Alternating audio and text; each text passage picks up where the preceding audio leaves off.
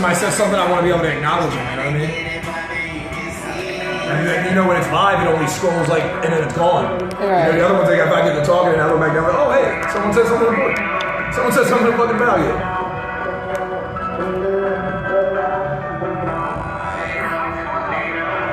They don't see the grind, they just see the outcome. Got my speed, I got an equal color sitting around. I got a mastermind, been hustling, y'all. I got a mastermind. Young and thugging, I was thugging, y'all. First going chopping 2 feet. Your page is live.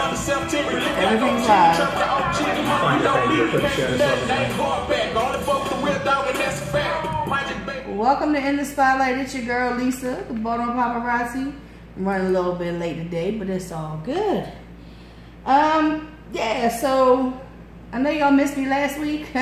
For those who watch, I was actually in, let's see, where was I on Saturday? Saturday I was in Cleveland. I was in Cleveland, Ohio. And no, I was in Detroit. Friday I was in Cleveland. Then I was in Detroit. And then I was in Lansing, Michigan with Kevin Gates.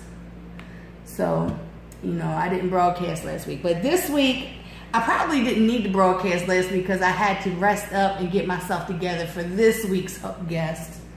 The one, the only, Frank Lewis. Hello. Listen, we can be EC today. Let's be EC today. I think that's the character that needs to be here to say the things that I need to say. Let me tell you. Take it back to 2006 and shit. To this day, I still call him EC. And when I talk to people and I'll say something about EC, they'll be like, who?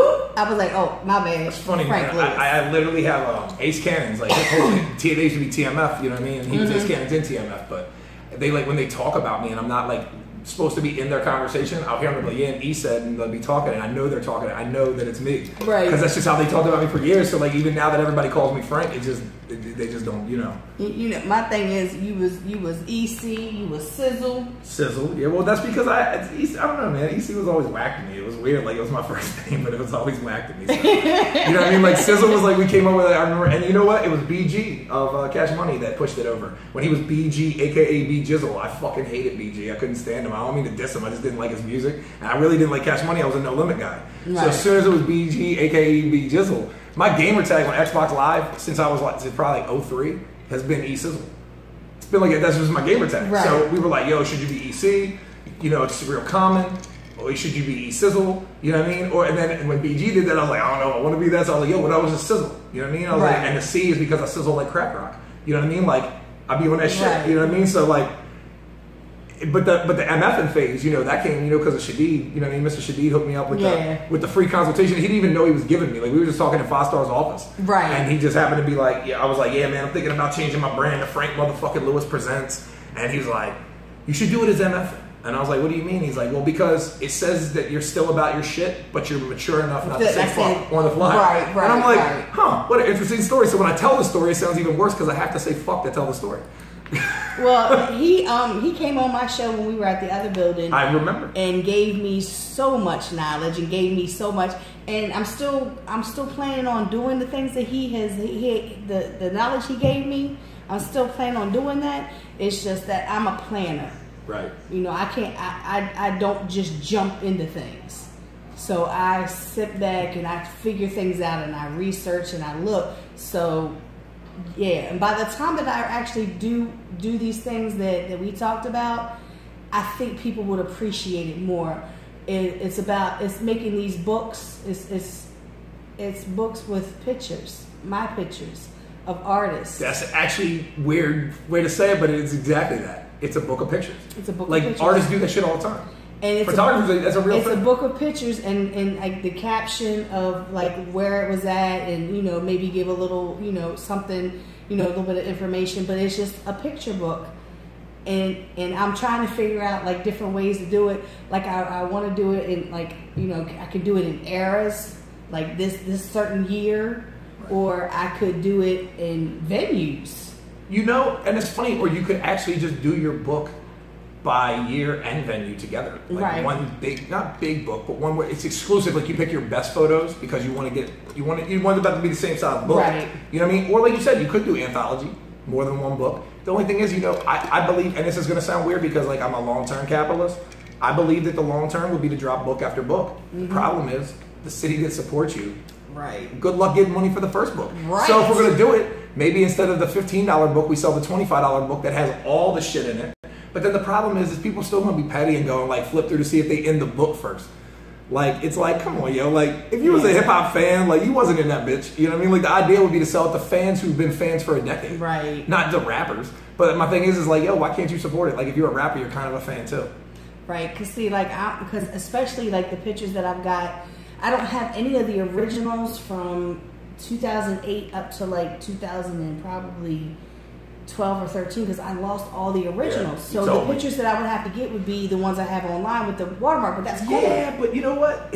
Sometimes it is what it is. And you know what I mean? Like, I know what you're saying too. In the book, it wouldn't be watermarked because that you would want it cleaner looking and you control the watermark, but the old ones, I got you, mean. So, but those are the ones, like the ones Black Hole, like that place is not even around anymore. Right. You know, even Sonar, even though the building, Like, I mean, there's certain places that just aren't here no more. They're just not here, so, you know. Fletcher's. It's not here no more. I was only there. I think I was only there that one show. I really do. I think I was there that one show. And then I was going to say, and then there was... There was... Shit, I mean, there's been so many places. What was the place across that Tay-Tay used to work at? Penguins? No, the other one. I feel like she went there for a little while. The one that was Reality? Yeah, maybe that's it. Reality. That's the one where the people that owned Black Hole went over. Well, the ones that owned Turntable Club and went. Oh yeah, Turntable Club. Yeah, it's another place. Sorry, I smoked before this venture. Right. My high has just officially kicked in, folks. Shout out to Calta, by the way, who's having an amazing block party going on. See. You know what I mean? Like Calta, yeah. I mean, and I brought a lot of goodies along. Like this is the CBD. Let's see what this is. This is Rosa Berry. That's the strain. You know what I mean? And then I got all kinds of shit in here, Lisa. We got Chem 4 OG. Oh, God. And Cookies and Dream. Oh, that sounds like that. Well, it's a mix of Cookies and Cream and Blue Dream. It's like a strain. Like that's look. I don't even smoke, but that sounds like it would be good. Oh yeah, look. I've been up to some real wild shit since grapefruit sour dream. Wow. Right. My kids keep telling me. And then regular Blue Dream. Snaps is tuned in. Right. Oh shit, Snaps is here. Peasy. So, Blue Dream is actually Only's favorite for creative writing. Okay. Fun factoid, if you want to get Only in the studio, what you bring some Blue Dream. There we go. And then I got all these like little joints, like these are crazy, man. Like this is just sour diesel, regular sour diesel. And what they do is like they roll it up in pre-rolls. And they do half-gram pre-rolls like this. Wow. Right? Or they do the big boy joint like I had out a minute ago where they do 1 gram. I know, I was trying to get everything on camera. It's okay. I think I did on this one. I saved it. I saved it. It's all right if it's not there. We'll see what happens. We're going to get this thing back out. Anyway, so here's this big blunt looking motherfucker. You know what I mean? But anyway, no, I am high as shit now, and I'm glad because we're talking about some old shit. We gotta settle some old shit before we get moving for the future. And it's unfortunate because this is not me. It really isn't. It isn't. Right. Anybody who really knows, like I do talk a lot of big shit, and I play the MFing character. Like we talked about the character the first time I showed up on the road.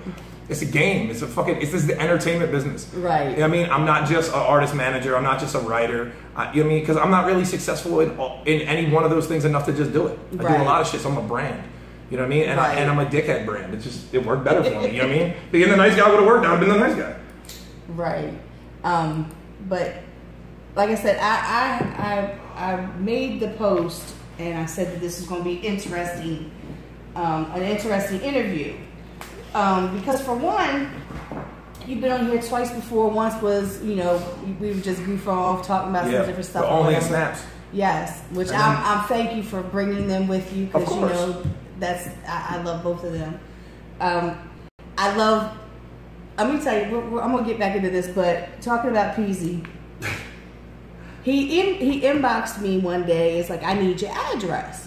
I was like, okay, and I gave my address. Well, next thing I know, I'm getting no wedding invitation. Oh shit, are you coming to the wedding? Yes, I am. My room is already booked. Listen, it is going to be one fucking shit show. I swear to God, it's going to be like the best wedding shit show 2 times is coming. Oh, listen, I already know about that. That's what I'm saying. Like, we shouldn't even announce the guest list because this shit is going to be Because he said, oh shit, you going? I said, yeah. He said, oh, we going to have fun. Oh yeah, like when I started here, like Snaps didn't tell me so. I'm the best man unofficially. I don't like to say I'm the best man because Snaps picked 3 people in his life that are really close to him since he came up here from Alabama. Right.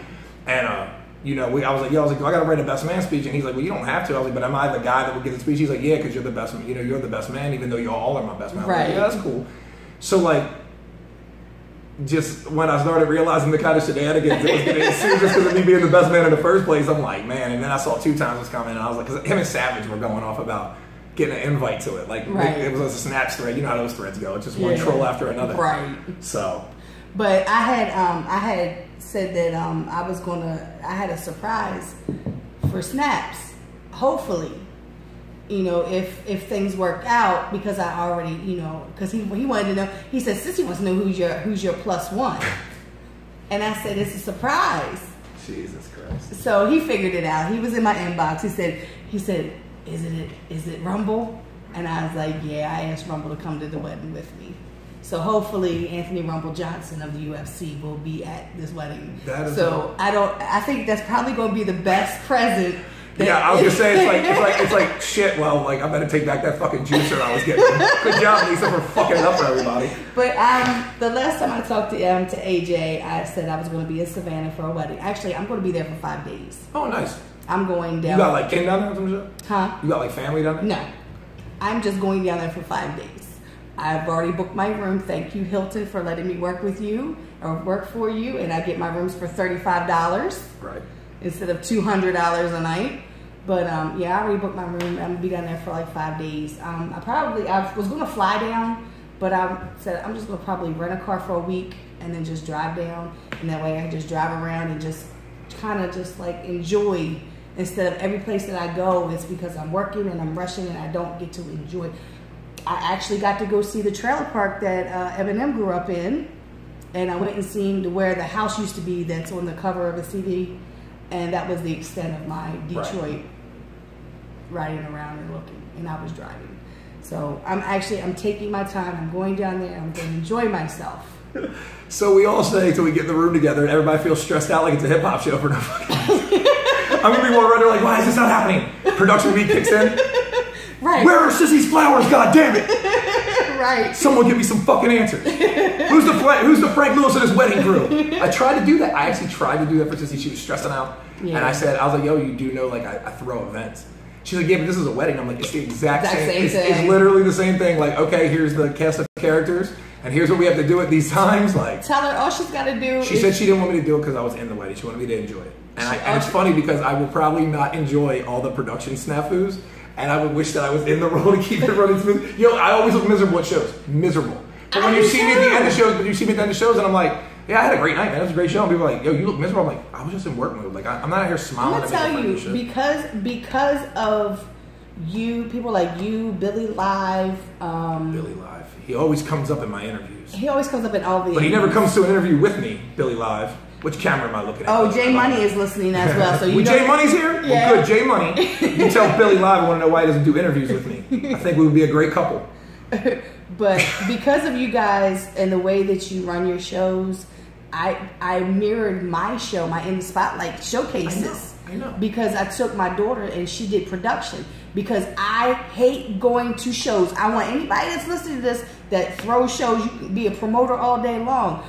But there should be no way in God's green earth that Lil whoever is supposed to be up next, and you guys got to go find his ass for 5-10 minutes. Right? Listen, hey, welcome to the fucking manic world of like that. I mean, I don't even know what to say except that's a fucking thing. Like, I cannot understand how people don't treat this like a job.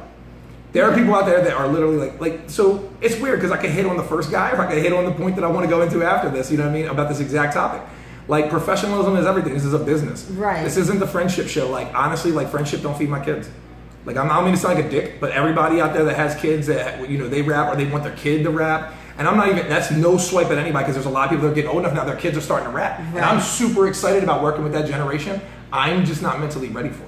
Right. And I don't think anybody understands that. Like, yo, I suffer from anxiety and depression heavy. Like, the reason that I have the cult of shit here is because, like, I've developed weird little things as I got older. Like, I joke with my friends about being Howard Hughes. Like if something fell off the wall and a bunch of dust kicked up, I would like throw my shirt over my nose. I would run to the back of the room, and I'd be weirded the fuck out. Like, oh my god, I got cancer. I got asbestos in my lungs. Like, I'd be freaking the fuck out. And it's because like something's broken up here. You know what I mean? Well, instead of letting like psychiatrists and shit like put me on medication, I was like, I really sat back and started studying medicinal marijuana, and a lot of people will laugh at that idea. But like before you could even get approved by Maryland, I had my recommendation letter from my doctor.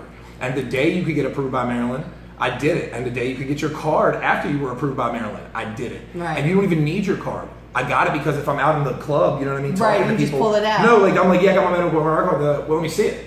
Well, you don't need it, but if you don't have it, they're like, oh, you full of shit. Right. I mean, like, you know what I mean? I can't really show too much of because of my ID numbers and shit, but like, like, it's a good talking piece. It is, because you can put it in somebody's hands and then explain to them, like, look, like, I get sick, like the whole argument about now I can't buy guns. Okay, cool. Well, the last time I checked, I don't remember ever being high and being like, hey, I should go shoot this guy because he upset me. But get me fucking drunk. Like listen, like on the Flying Dog fucking episode of me in here. I didn't know how much alcohol was in that shit you said. I said, was it bad? He was like, it got a little bad. I said, when did you notice? She said, about halfway through, I noticed you was drunk. Right. So, I mean, but like, that's my point. I knew I was high when we was talking. I was like, that's why I announced it. Like, hey, I'm high. And that's fine. And now we're back to having civilized conversation. Right. You know what I mean? Like, the idea is get my blood pressure down. To be honest, as I was talking about AJ, well, I call him AJ. Everybody else calls him Rumble.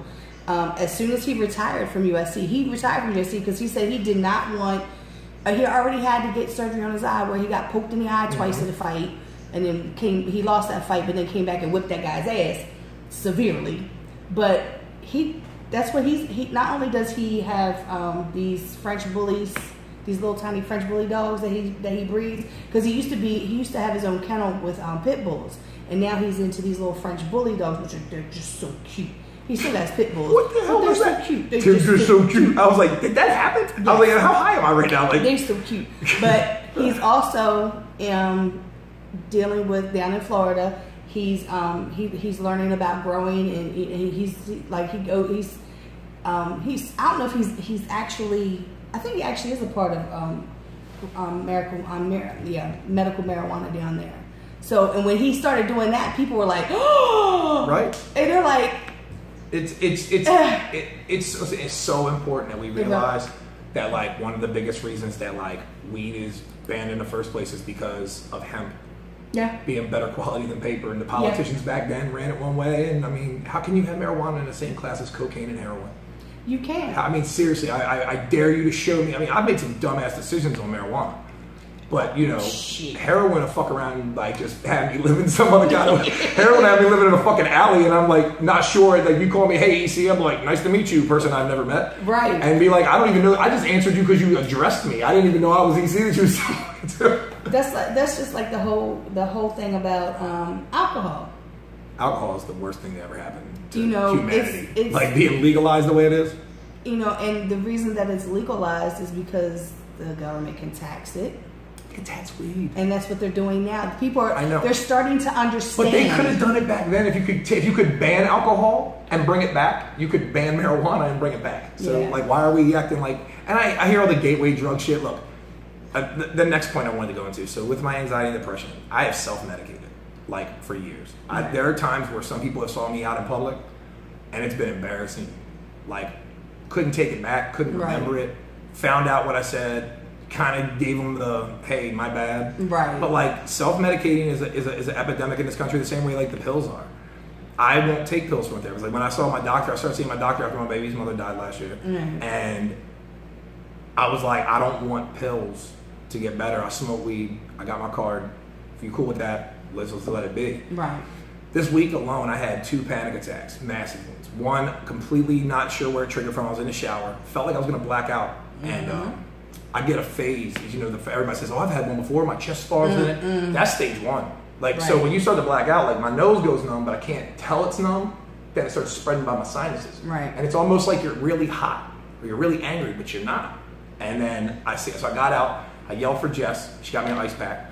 And as soon as she put it on my neck, I was like, yo, you're gone. So I just grabbed the bowl, smoked up real quick. I woke up like 4 hours later. I felt like somebody had been beating the shit out of me. My body was just, when you have like a good cry? You have a good cry and you wake up from that nap? Yep. And you're like, shit, I'm ready to like get things done today. Right. But like, it's also draining. Like, you know what I mean? Like, I'm ready for a fresh start. Like, I'm not even upset about what I was upset about. Right. You know what I mean? I'm sure there's other ones that are way worse. I can't be the worst case. But the point is like, can you imagine what it's like to go to a show and have to deal with unprofessional people when I have anxiety problems. And if I'm drinking, then I'm a drunk. And if I'm smoking weed, then I'm a pothead. And I'm not really taking my job serious. So now I'm there sober. And I'm dealing with people who are like, oh, why aren't you out in the crowd? I've developed social anxiety being in the Baltimore hip hop scene. Not because I'm Frank Lewis and I get to go backstage.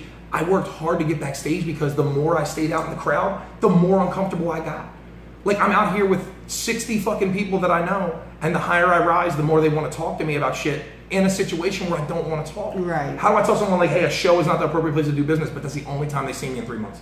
Right. I don't want to insult them. I don't want to hurt them. Like, I mean, like, this is, our expectation level is something we have to teach to the youth, or it's going to get, we're not going to ever fix this scene. Right. We all got complacent, and then we all got entitled. Mm-hmm. Like, to show up at a venue and expect to be let in because of who we are is fucking narcissistic in nature. I'm not saying it in a bad way. It's just, it is what it is. And I have a case in point with that.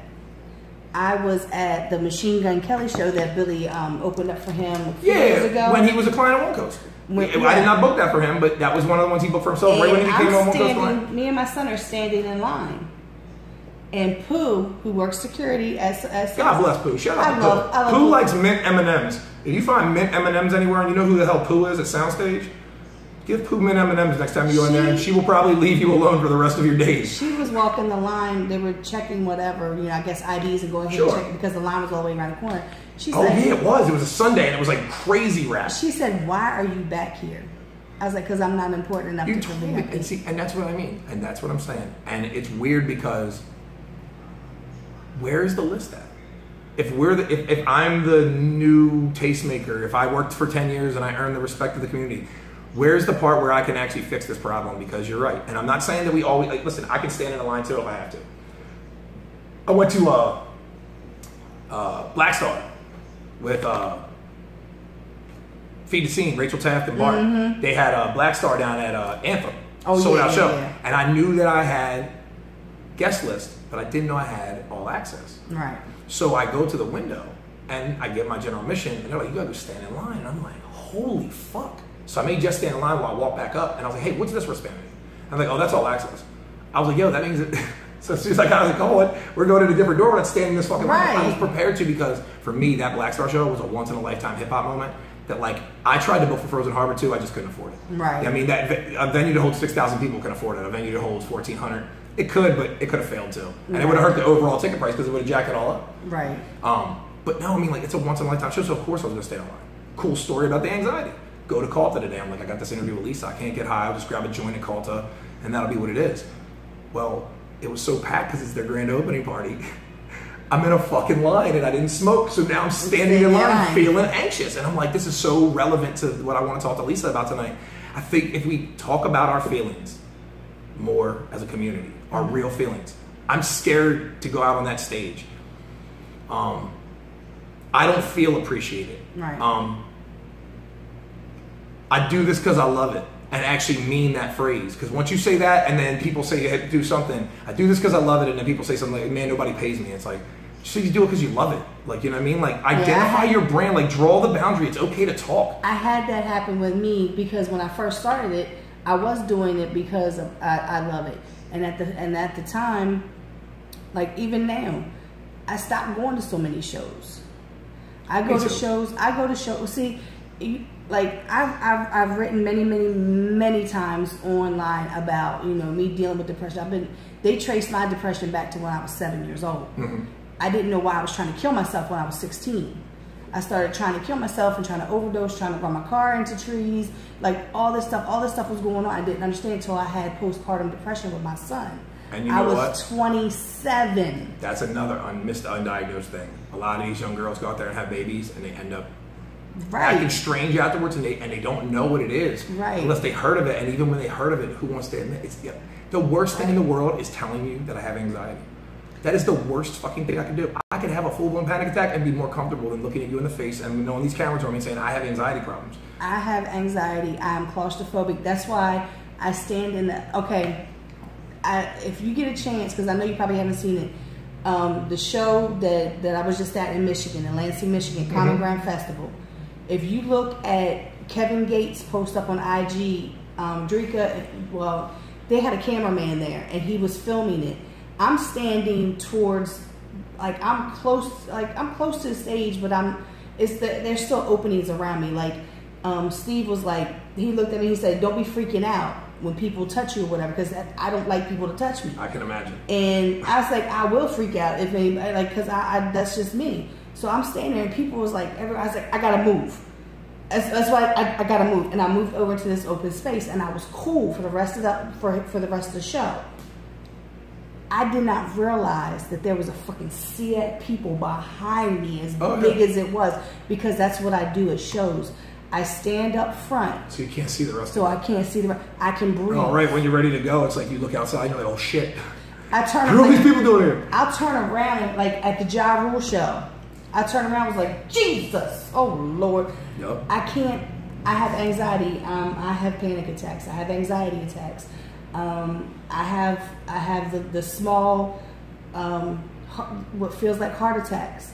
I have them all day long. Right. I'll have them every day for a week, and then I won't have them again for a couple of weeks. But I'll have them every single day.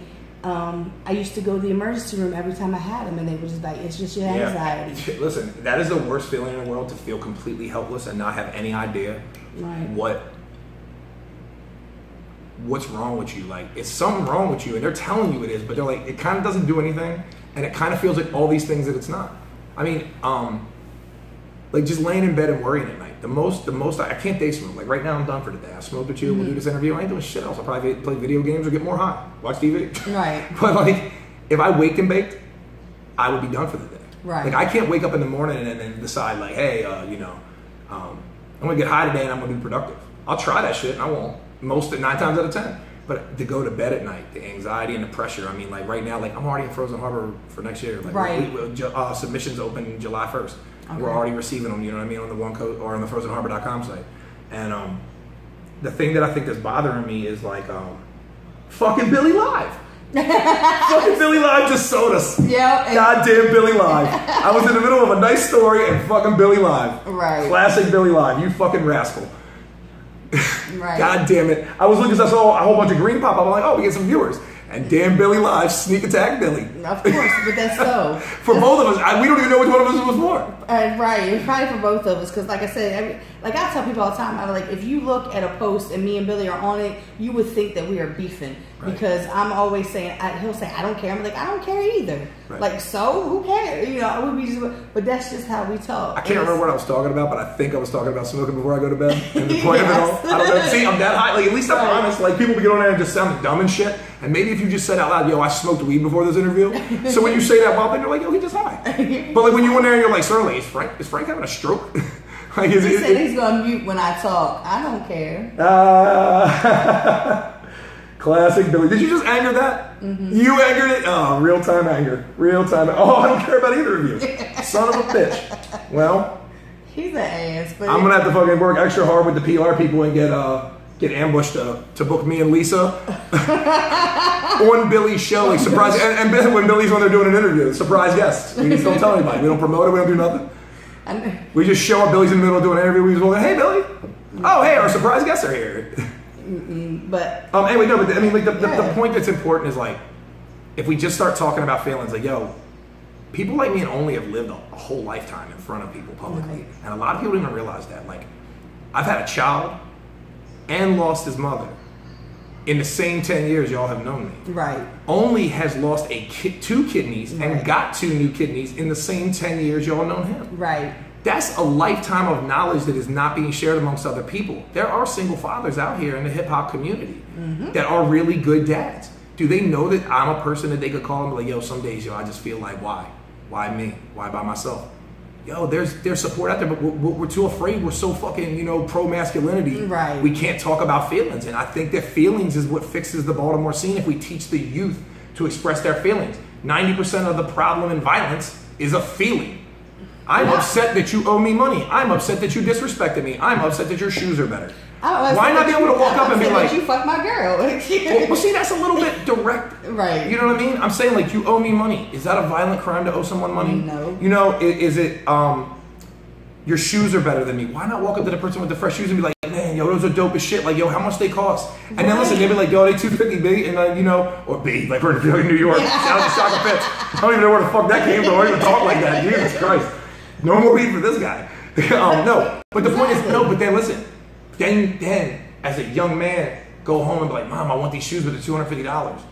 And then teach them about saving money and earning shit and having appreciation for shit. Because when you go pay $250 from your 9 to 5 for your fucking pair of shoes versus selling drugs to get your fucking quick money, it's a different mentality. You put those shoes on and somebody will step on them and you will be pissed because you know that if you punch them in the face, you'll lose your job. And then you won't be able to keep getting cool shit like this. Right. But if you're in the street, you're like, yo, fuck it. Nobody's gonna fire me for punching this guy in the face. Right. You know, or worse. And that's what I mean. Like, I think that if we could start using our fucking big boy words and our feelings, I think the scene could change because the youth needs to know. For example, I need Hugga-son to tell me how he feels about something, not just Hugga. Right. I need Hugga to relay it accurately as possible to me right now until me and him develop. But I want to be able to come in and be like, hey man, I have some ideas.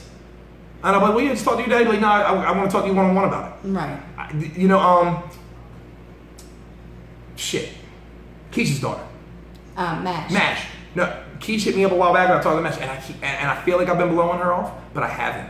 And I just, because I want to make sure that when I sit down and finally have time for her, that I can really tell her the things I need to say. But the thing is like, if I say something that's against what she's heard before, is she going to receive it well? Right. And my thing is that if we start all using our feelings, she can say, well, you know, such and such told me this, and my reaction should not be to get upset.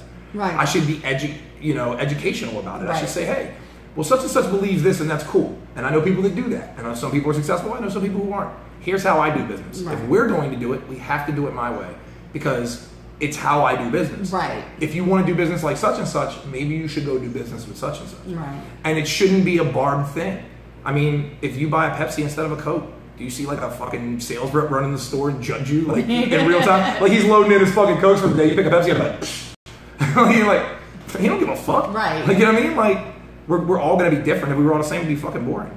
Right. You know? I think, like, you know, I've had conversations with numerous people, like artists and whatnot, throughout my time of having this show, which is going on. It's coming up on 2 years in September, and like every time I know he's such. Did you say it?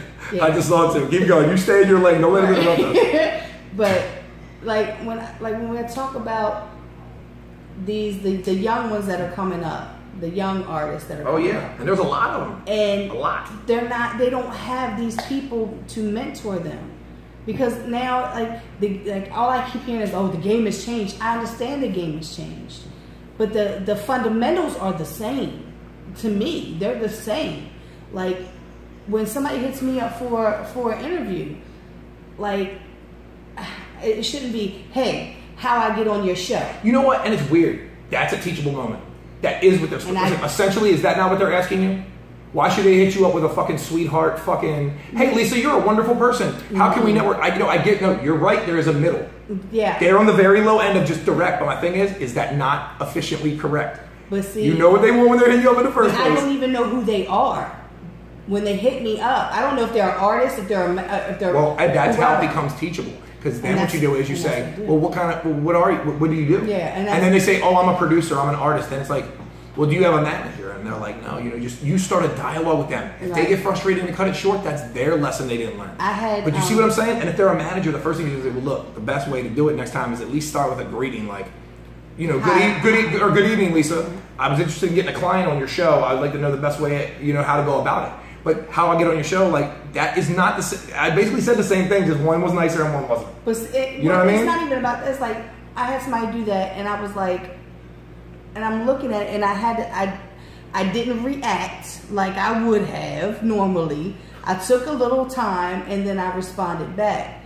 And I was like, I told him, I mean, like, who are you, what do you do, who are you, all those questions, because the best way to come, if he come to me and said, hey, my name is such and such, I'm a rapper here, blah, blah, blah. I was wondering about how to get on your show. Right. But just to come in my inbox, I don't know who you are at all from Adam's ass. From Adam's ass. I don't think I learned it that way, man. It was pretty eloquent. I think Ryan Pratchett Bay will agree with me and say that I will be using that in the near future. I have never heard that filth come out of anyone's mouth. Adam's I ass. say Adam's ass. I say it all the time. I don't know you from Adam's ass. I believe the phrase that I've always heard my whole life was, I don't know you from Adam. No, and it just ends Adam's there. ass. I know it's common because like Adam was the first man, so I don't know you from jump. Well, I right? don't know you from Adam's ass. No, right. That's what I'm saying. Like that's some intense shit. I do have to address some scumbag on my timeline. Josh Lewis is a client of ours. He is in the Band Joint operation currently on tour. And he is with Pirate Rob most likely, and he is saying I smoke mid. So now you got So let's just talk about it. You know what I mean? I don't smoke mids. I got a lot of different options here. You little bastard. You're not even old enough to get your medical marijuana card yet, son of a bitch. I had to dump my bag out on you, Josh Lewis.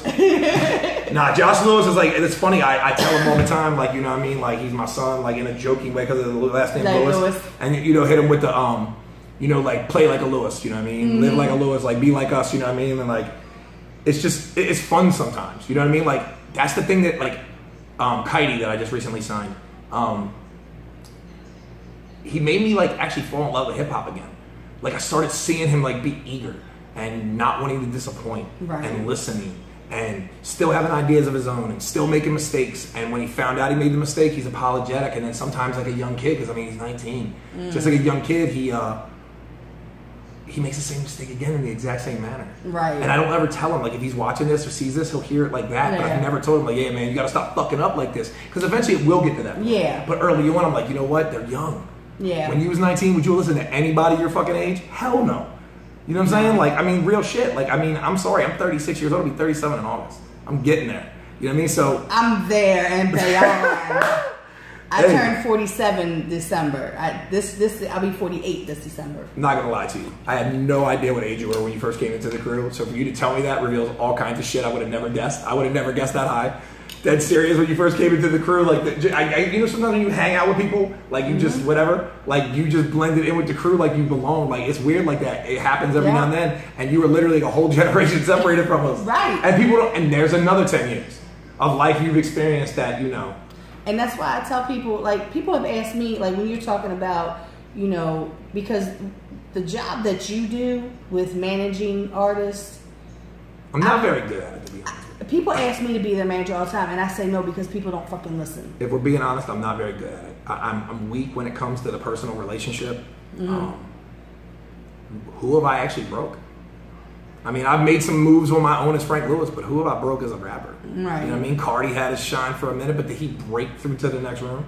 Did Only break through? Did Snaps break through? Like, I got a lot more failures under my belt. See, and you know what? It's funny, because again, feelings. It's important for people to hear me say right now that the 2-time Manager of the Year, DMV nominee for Manager of the Year, literally is saying how good of a manager was I. But the thing is, maybe I was the best of a sad situation. No one taught us.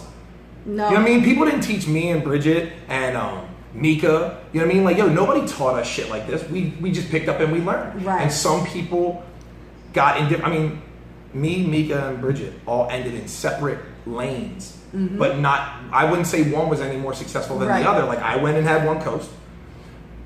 Bridget went on to doing it was the PR, right? She did. Was it PR she did? Or am I thinking of Singleton doing the PR? Singleton was doing PR, I believe. All right, okay, wait, look. And then there's another manager with Singleton. And then, who was the other one I said? Mika. Oh, Mika. I mean, she went on, and her mommy started that business, you know, with the Sanika. Yeah. And that's important. Like,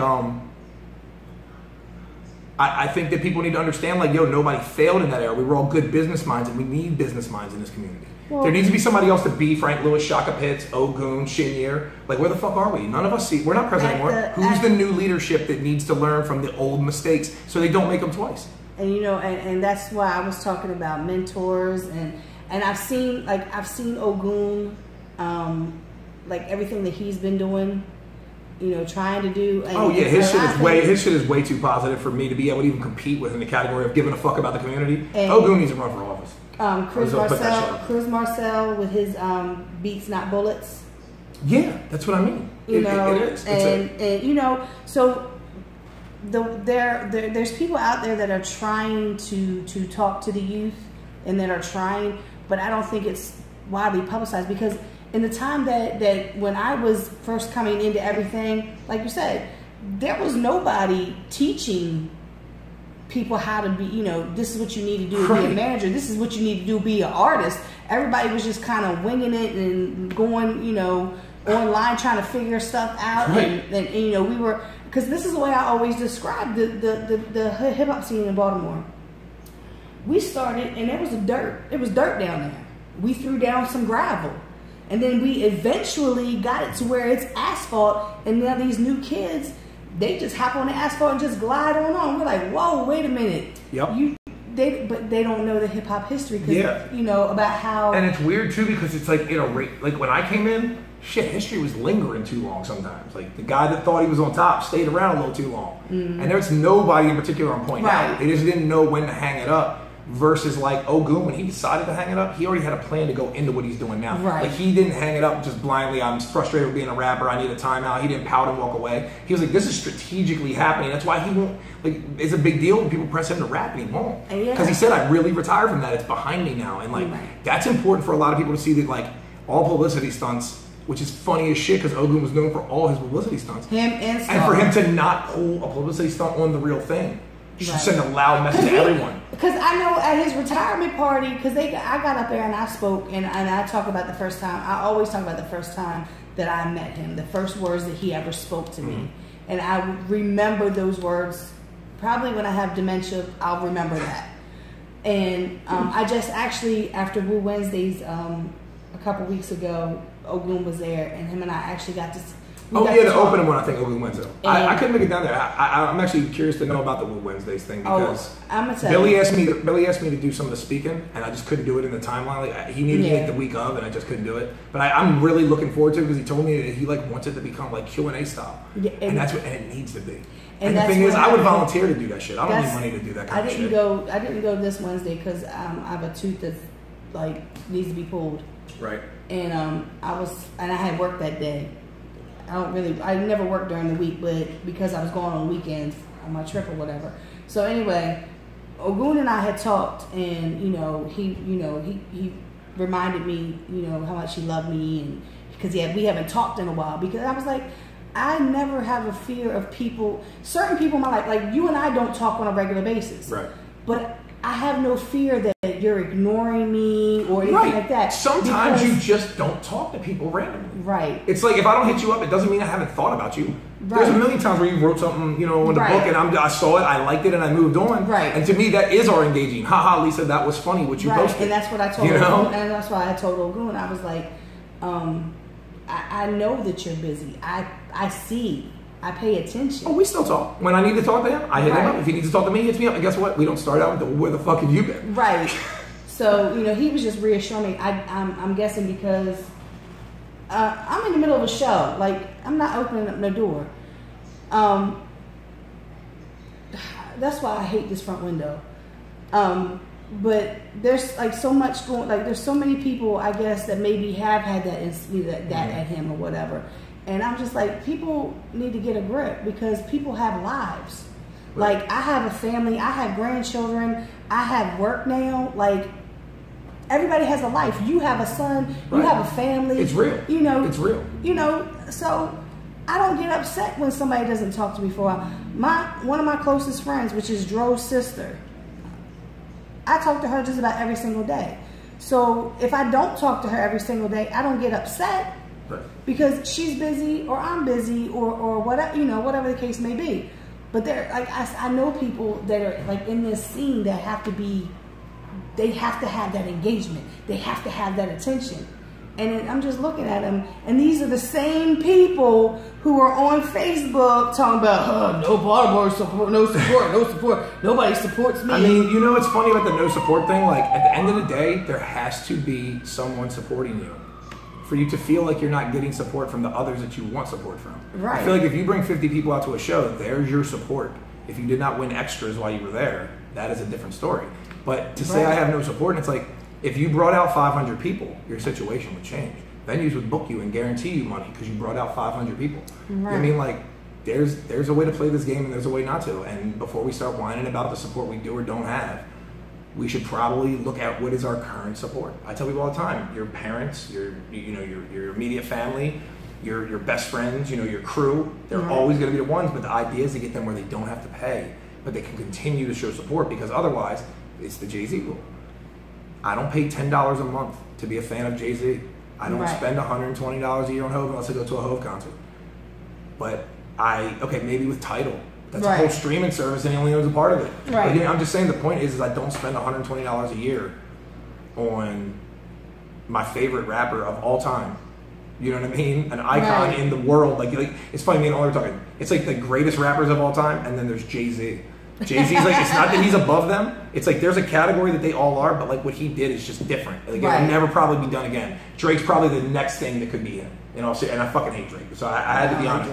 But I'm saying, but based on the numbers and the accomplishments and the accolades, I feel like he's the only other one that could even come close to being what Jay-Z became a fucking Beatle and Elvis Presley in our lifetime. You know what I mean? Like he really has because of everything that he's done. But like, the local like. I mean, I say it. I've said it before, and I'll say it. I say it all the time. Like, there's certain people who I feel should support me and what I do. Agreed. And they don't. But I'm not on Facebook bitching and complaining. But do they? But here's the next question. Back to the feelings thing. But do they know that? Do they know how you feel? Because you know what? Sometimes you have to look a person in the face and say, "Hey, this is how I feel." And if it doesn't change, I can't live in a parasitic relationship. Right. I have these expectations because listen, it's different than a slight and a beef. A beef everybody knows about. A slight something you keep inside and can hold against a person. Once you make it a beef, you either resolve it or you don't. Right. You know what I mean? Like that's as simple as it has to be. And anybody that, and again, maybe like I've been encouraging this lately. Have conversations.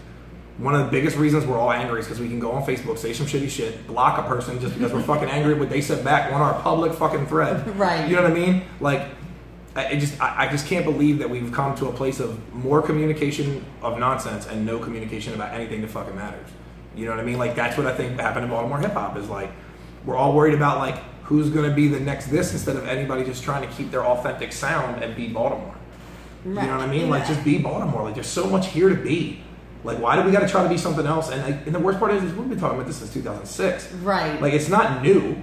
It's the point that why the fuck are we still talking about it? Like, why are we so ashamed of Baltimore? There's plenty. Listen, I was telling Only, remember that damn song at the end of Life that made no sense to the movie? It was the one about the chick. She was a single mom and her dad's in jail. You know, what would you do if your son was at home, crying all alone on the bedroom floor because he's hungry? Yeah. The only way to feed him is to sleep with a man for a little bit of money and his daddy's going. That song. Yeah. Made no sense in the fucking movie. I hated the placement, but that song was a hit for a reason. It was a hit one-off because people were like, holy shit. You know what I mean? Like, I can relate to that. Are you telling me in the heroin city, the murder city, and all this other shit, we don't have stories to tell?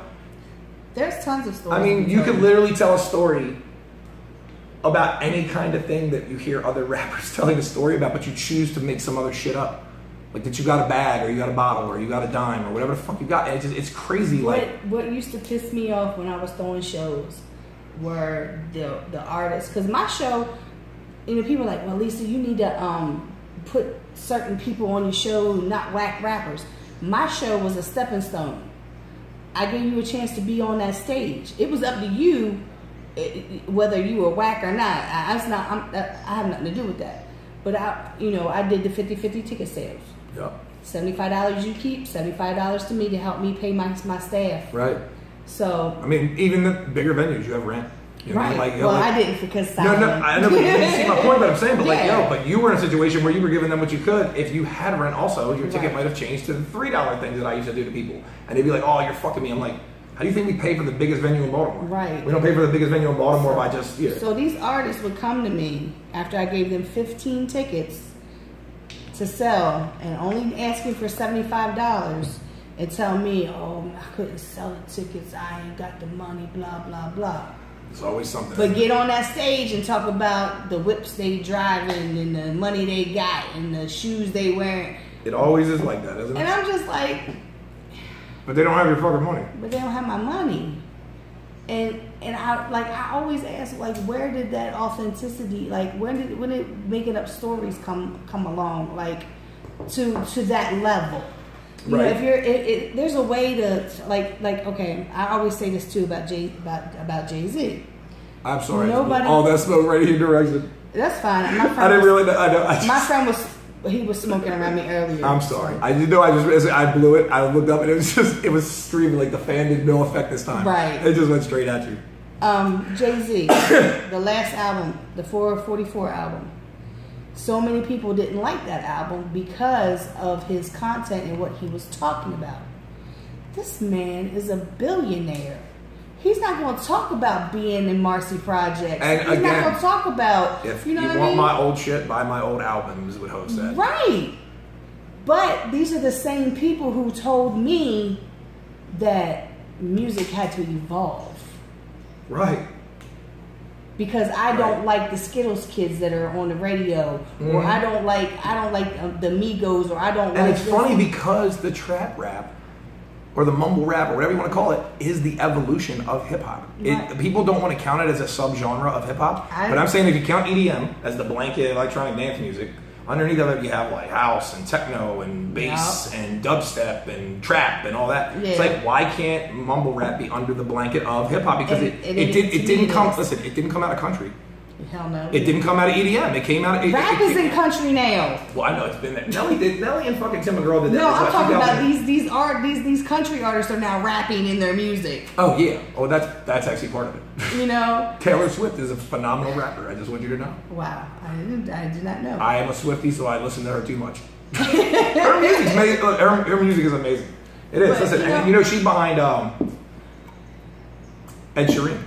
Oh, okay. Ed Sheeran. And Sharon. Yeah. She's his producer or whatever. Like that's all his great music and her. It's like in the same house. It's like good songwriting, good production. But no, like you're right. They do. They steal the culture and nobody notices it until somebody notices it, and then it's a shit. Right. And it's like I get the point, but back to the whole thing. Like why can't we all have our thing? If we all do the same shit, I'll just be boring. You know what I mean? Like right. Why do we have to have one photographer at every show? Why? You know what I mean? See, and you know what's funny? I had my guest 2 weeks ago, which was Frankie Grimes. Mm-hmm. And it was funny because me and Frankie we've been friends for about 7 years, and it was I learned so much about him that day because him and I have never had a conversation like that. We've always been around each other and laughed and geeked or whatever, but we've never had a conversation. So I had a conversation with him, and I was telling him that I had went up to Pennsylvania to the Autism Speaks event that Jason Zavala had.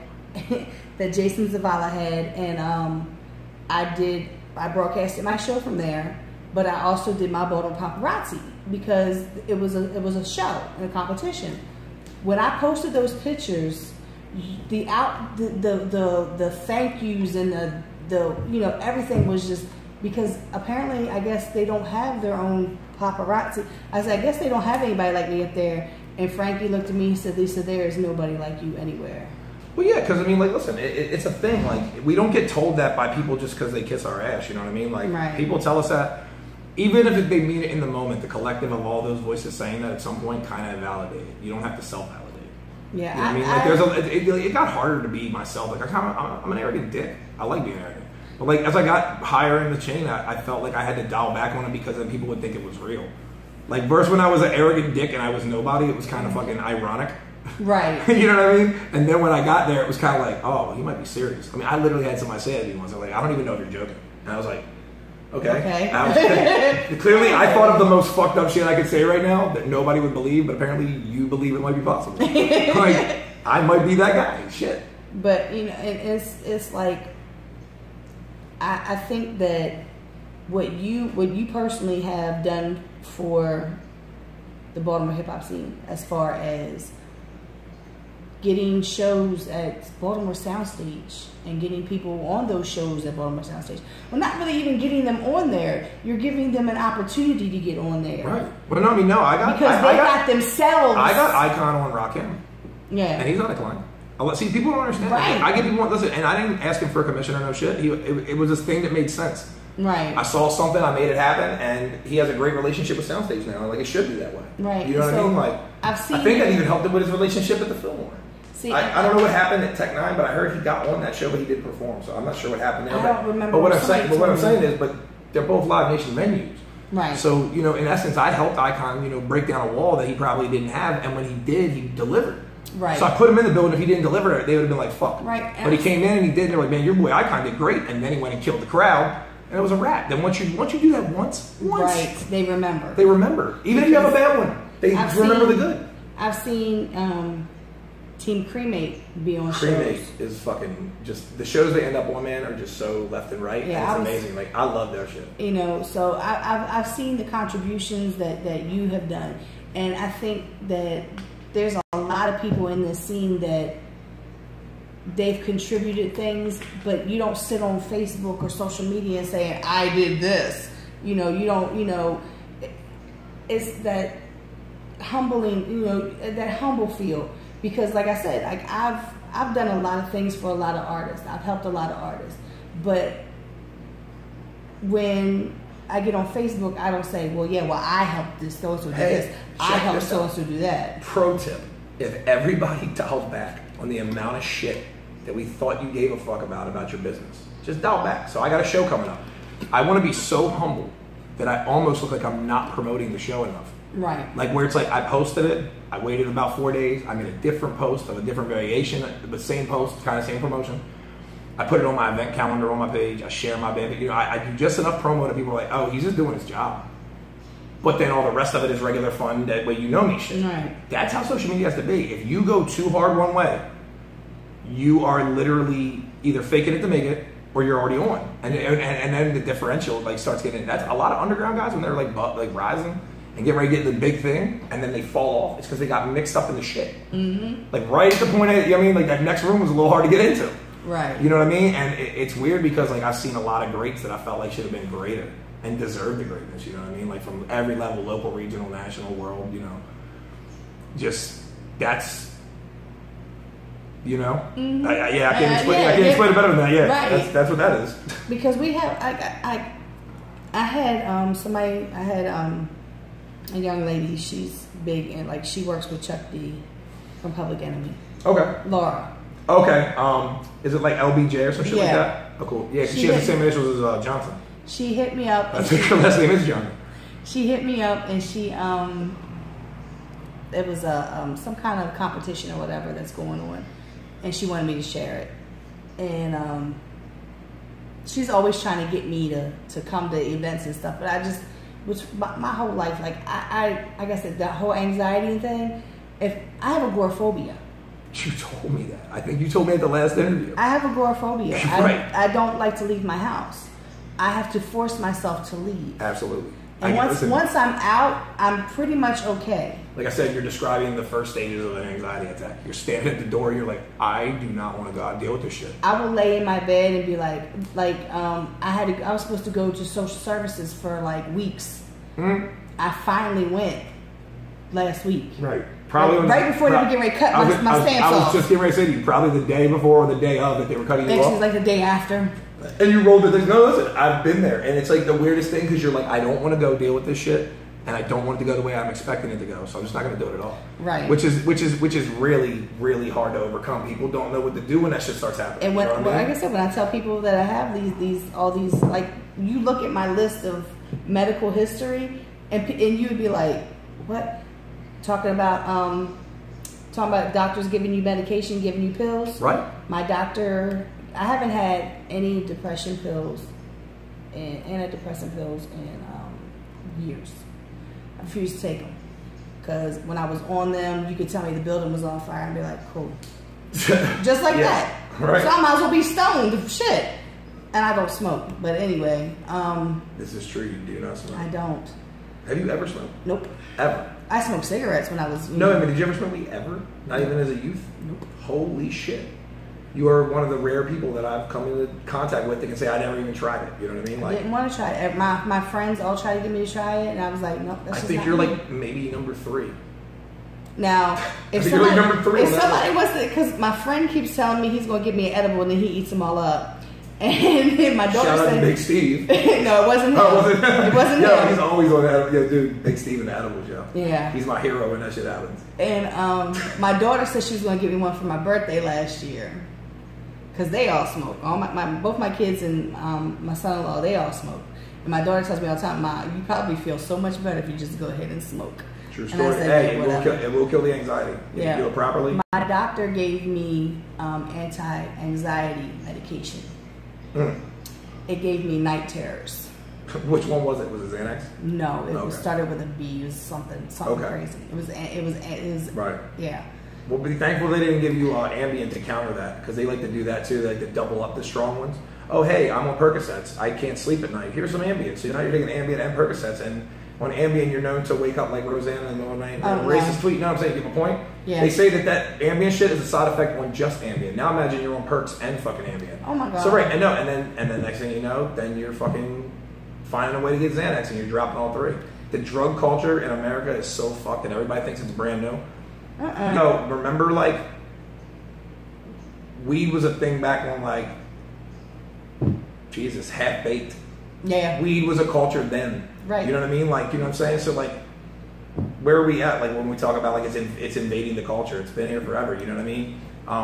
Cocaine was big in the 80s. But, like, now you see more TV shows, like HBO series and Showtime series, There's a stars, show- where they'll actually show harder drug usage. You know what I mean? The culture's just been amped up. I mean, everything we've done in civilized society gets amped up. There's a new show called Snowfall on FX, and I think it's about cocaine. It probably It's is. about drugs. I do know that, It probably is. and because I seen people who were talking about it. But the night terrors, I'm gonna no, tell you thank what. you. I told when I had that, I stopped taking it, and I told my doctor I will never take, because I didn't want to take any medication, but the anxiety was getting too bad. I've been coping. I have my first psychiatrist told me that I have wonderful coping skills when it comes to my depression, and I crashed. Probably my husband died in 2005. That following year, because he died on a Wednesday and I was back in college on Saturday, and people were like, "So how's your husband?" I said, "He passed away on Wednesday." They were like, "Why are you here?" And I was like, "Because I spent a month and a half in the hospital watching him die. I was there holding his hand when he died. I Kind of want to get back to life. I'm fine. I need a break from that. I'm fine. And then finally, like the following year, I crashed. Yeah. And this is my coping. This is how I used to cope. You have that closet in your house. People call, "Hey, I'm gonna stop by," and you're like, "Shit, my living room looks like hell," and you start piling everything in this closet, and you close it up.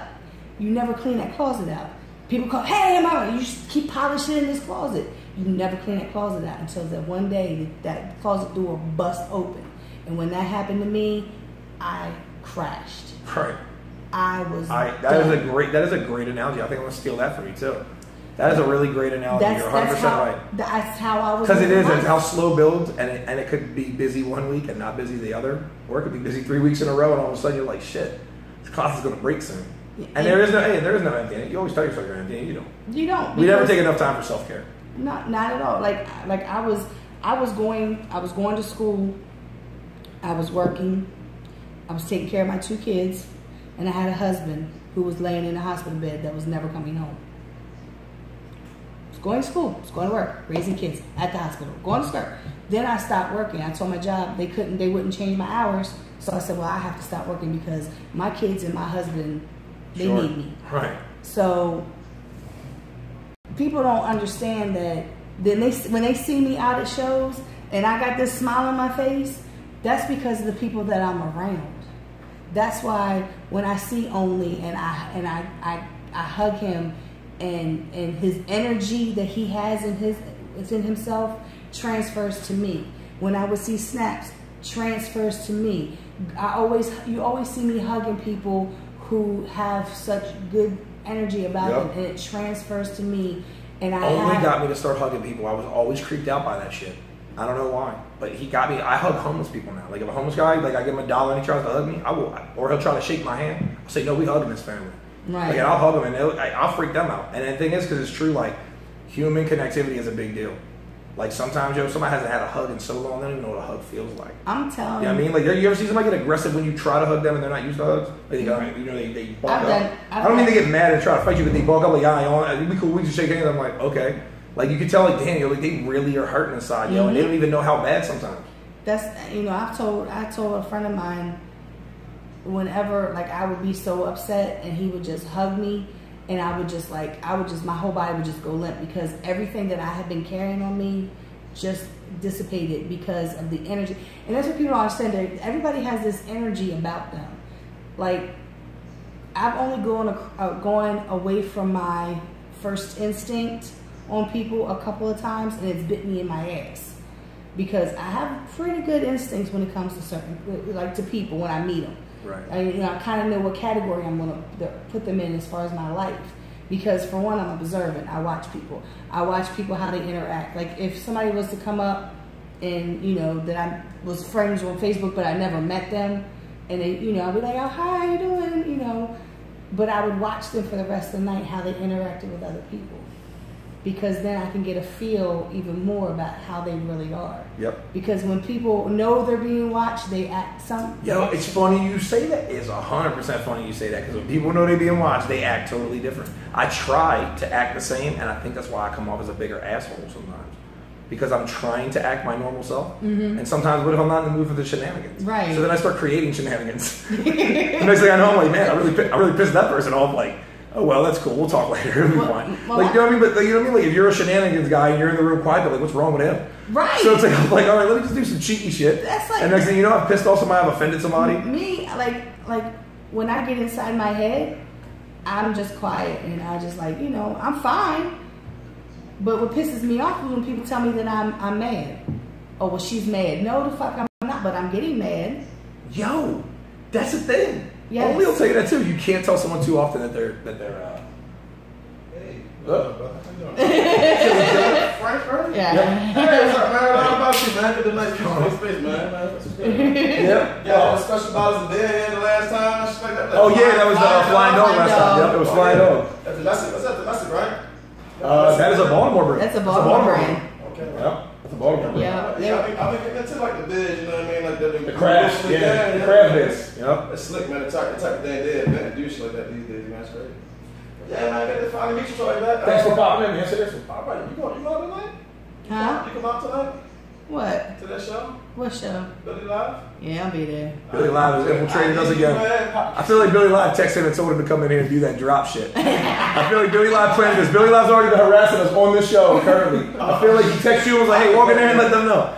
You going? Like that. He had the force. He just put his powers on this. You going? Yeah. Huh? You going? Yeah, I'm performing that. Are you? I'll see this. Oh, okay. I didn't see who's on there. I know my guys from PA are coming down. A couple of guys that have been here. Yeah, they love Hard Body Radio. Hey, Billy Live, only guy. They love it because of me. Absolutely. Keep up the good work, man. Y'all have a good energy. I ain't going to. I'll be here, man. Hey, you got no business today? No. Just weed today. Well, no. What? What kind of bed you want? No, I'm good, man. I'm solid. I'm not drinking today. That's all. Hey, taking a break. Hey, man. Yeah, taking a break. You caught me in the wrong day. It's all good. It's okay. Next time we will. Oh, next time we will. right. Next time we will. That's my Brian Hoyt, Mr. Brian Hoyt. Yep. He just tagged and shared the YouTube. He always listens in. I swear, yep. I Brian love Hoyt him. is a loyal listener of He yours. said never smoked, huh? No, Brian, I've never smoked. Oh, Ryan Pratcher Bay is in here, I think, or he might have been. My only. Yep, that guy. Listen, Yes. and now while we're talking about it, he gives the best hugs in the world. Yes. Like, listen, I mean, seriously, like, I don't know anybody Well- hugs better. Listen, Monday, I think it was Monday, he texted me, how was I doing? I was in a real bad spot. So I wrote exactly how I was feeling. Mm-hmm. He's like, I'm on my way over. And I'm like, I'm not home. He's like, well, when are you going to be there? And I'm like, I don't know, around like 12:15. He's like, well, I'm on my, I'll meet you there. So he came over, and God bless his heart, he knows that when I'm stressed out like that, I can't sleep no matter how much weed I smoke. I'll just be up stewing and shit. He sat with me in the living room to the point he was starting to fall asleep on my kitchen table, and I was like, hey, man.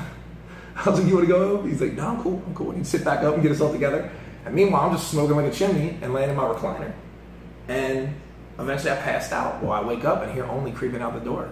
I open the door, I was like, hey, man, have a good night, dude. Get home safe. Text me when you're home. He's like, all right. And I went in the bedroom and I just crashed. Boom, out. So the next day, I hit him and I was like, yo, you stayed till I fell asleep, didn't you?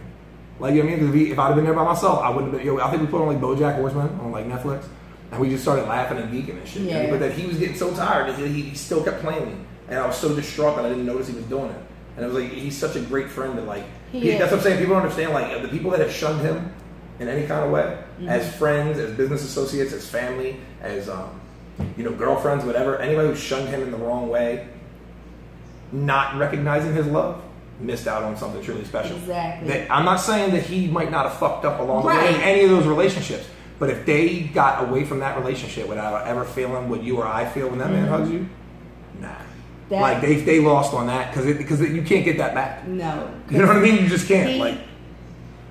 I remember the first time that I seen Only, when I first met Only, was at the second show that I went to, February 2008. Turntable Club was the Club Network's launch party, and he was out. We were outside talking. It was J5, him, and Magic were standing there, and I really didn't know who people were. Right. And somebody said something about Only. I said, "Wait a minute, you're Only?" He was like, "Yeah." I said, "Lights Out Only?" He was like, "Yeah." I said, "You don't sound how you rap. I mean, you don't look like how you rap." Oh, hell no. His calm demeanor is a total chaos thing when you see him rap on stage. You're like, who the hell was I just talking to? Right. And like I said, there's certain people that I remember the first time that I met them and I talked to them, and he was one of them. And the hugs that, I don't even know how the hug thing became between us, but the hug thing came between us when he almost died from his kidneys. Not like almost died in that moment, but like when the process was going on. That's when me and him started learning how to say I love you to each other as friends. Right. Like people who hang up the phone, like I say like one or peace or whatever the fuck, and like with him it's like I'm like I love you Ryan, and he'll be like I love you Frank. You know what I mean? Like we call each other by our first names because it's like even though we know each other better as EC and Only, right? You know what I mean? Because that's how we met.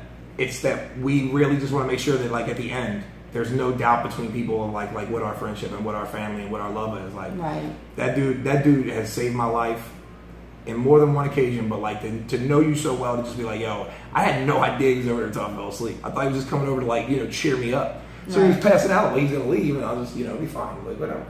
But then when I realized what had happened, I was like, that sneaking motherfucker. Because when you first fall asleep in the recliner or like on your couch, that's why I creep out the door. You're like, I seen you, like you know what I mean? Like you didn't. I'm not all the way asleep. Right. That's kind of where I was. I wasn't even in dream state yet. You know what I mean? When he was creeping out the door, so he must have been like, oh, I was gonna go to sleep soon. Had to be like 4 a.m. Had to be. It was to the point to where every time, like, I would hit him up and say, I would just get on Facebook and be like, I love you. And that's all I would say. And it got to the point to where people actually felt that him and I were in a relationship. You told me this. You said this before, and we actually tried to start rumors and shit on the last one. Remember? Yeah. The one that the one that Only was on. Yeah, and it was like because of the friendship that I have. Like I said, people's spirits, their energy, it talks to me. Like I can feel it, and I know good people when I come across them. So he's one of those people that hug is I will search him out. It's a game changer. I will search him out to get a hug. I've waited while he's talking to people, and I've stood there and I've waited and I waited and waited just to have my hug and then go on my merry way because he's busy doing something or whatever. Hugger is another one. Block Hugger and Buck Jones at one point were having a competition on who was giving me the best hugs. Okay. Well, I can't speak for hugging either of those fine gentlemen, but I can say that it sounds like you had a good time with two of Baltimore's finest. Yes, I did. You know what I mean? In a game of hugs. You were in this weird game that no one else understood, but it was happening. Yes, I loved it. Well, at least you weren't alone for that ride. You know what I mean? Like, at least it wasn't some weird shit like some game you created in your head and no. Then we're talking psychosis. There's a lot of undiagnosed psychosis. And that's what I was talking about. And we would know if we talked to each other. Because when you talk to somebody, you can tell if they're manic, you can tell if they're high, you can tell if they're drunk, you can tell if they're depressed, you can tell if they're upbeat. And the ones that can fake it, like to be upbeat because they're down, eventually the more you get to know them, you start realizing that it's not what it is. I've had a lot of people tell me not to share, you shouldn't say this on Facebook, you shouldn't say that on Facebook. And the people that say that to me, there's more people in my inbox telling me thank you. Because they're going through something. Right. And just knowing that because I have. And that's a thing too, and that's a reason we got to talk about feelings because you're going to reach somebody. Somebody's going to hear that, like, you know what, this happened to me too, right? And they're going to reach out in their moment. Dude, listen, who was it that's been going through some shit lately? Got kicked out of rehab, and looked like he was back on the street, and a lot of us was rallying around. fuck, Facebook names. I'm so terrible with the shit. I can't remember it. I know Sonny Brown was on the thread. But anyway, the point is, I can't remember what it is, but the point of it is I reached out and was like, yo, if you need help, just say it. I just wrote that. Right. Everybody else was writing on the public thread, similar things. I just wrote it too. Maybe I was the one he knew the least to reach out. And that did not happen in this case. But if it did, right, at least he wasn't alone. Sometimes talking to somebody close to you is hard to do. Yeah. Like, that's why I can open up with you.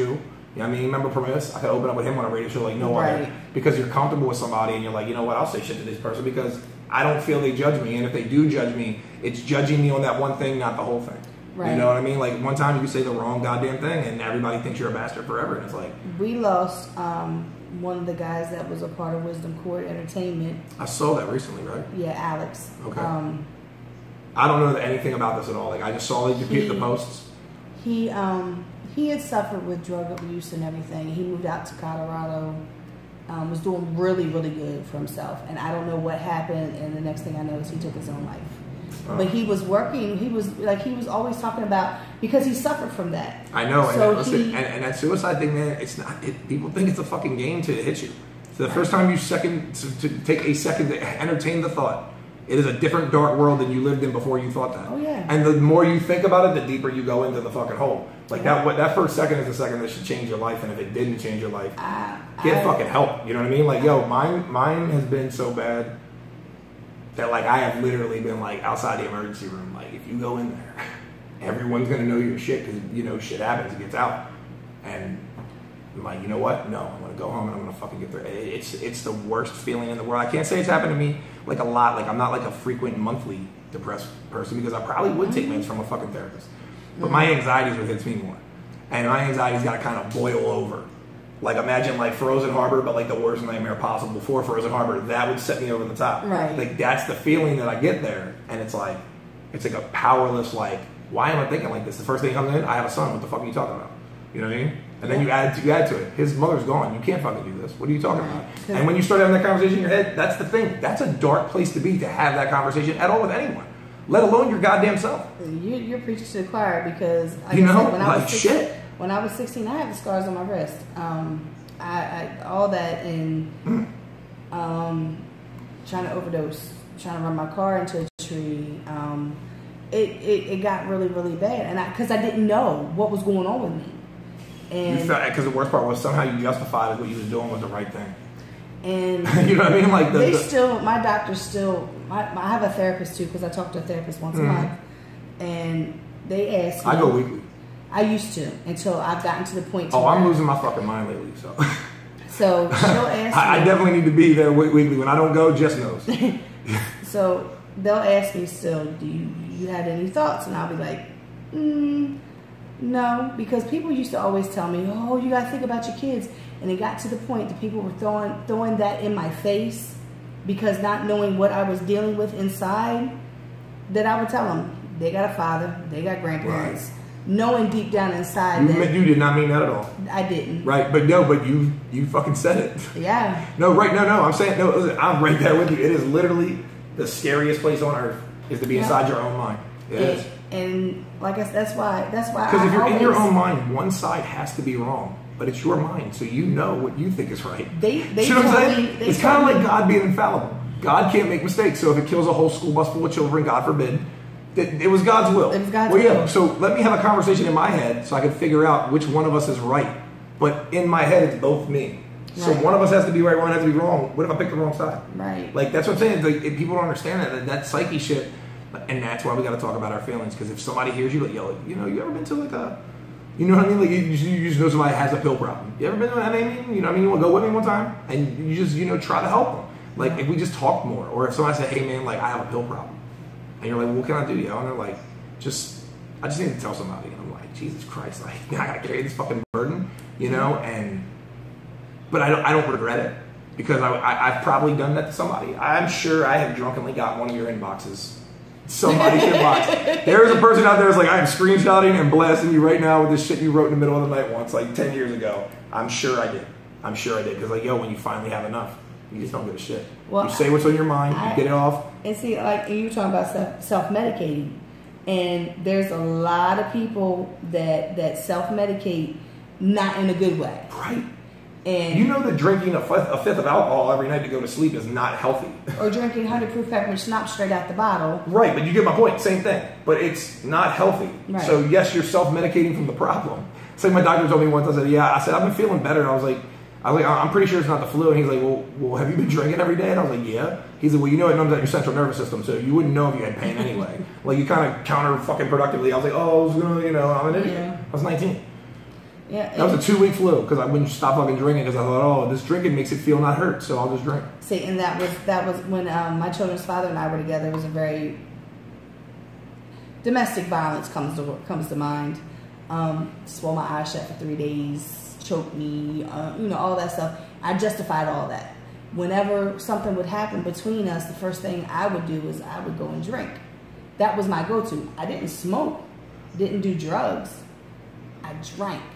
So it got to the point to where I stopped drinking because I had my daughter, because he drank all the time.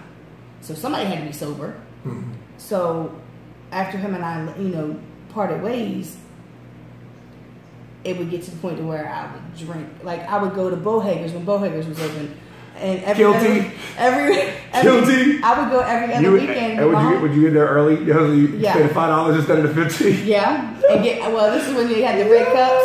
Oh, the shit. red cups. I can't even do this with you right now. Get this the red is ridiculous, cups on a Saturday night. Carrie Larkins, where you at? Right. KZ, you still in this? I can only imagine how many times we passed each other. Oh my God, right. No, we was out of control. I had a girl bite me on my fucking cheek. An ex-girlfriend was in there and bit me on my cheek in the middle of the club, and they tossed me out and realized what she did, and they kicked us both out. I was like, why the fuck did I get kicked out? We never got kicked out because that was the only time, though. That was the only time they had to. The security guards. I used to get caught underage drinking and shit. I was their designated. Remember, Snaps and them were a year older than me, so I was our underage designated drunk driver. They would like hand me drinks and shit. Like, I would get caught and they'd be like trying to talk me. I'm like, no, my boy's right there. He literally said, hold these, and then he would turn around and like grab me. Like, all right, cool. Don't let me see it again. And I'm like, whew.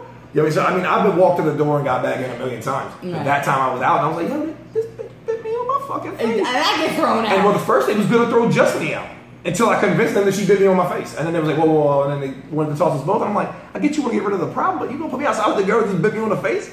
The fuck did you? Shit. But, like I said, like you said, I think people need to speak more about things. Even if they're not going to talk to people say, oh, social media. Sometimes, I felt for a long time that I was the only one dealing with the things I was dealing with for the longest time. Like, nobody understands what I'm going through. Until I put it out there, and I had so many people who were like, yo, girl, I just went through that. I just had this happen. I lost my husband. A lot of people can't relate to losing their spouse. You know what my grandfather said to me?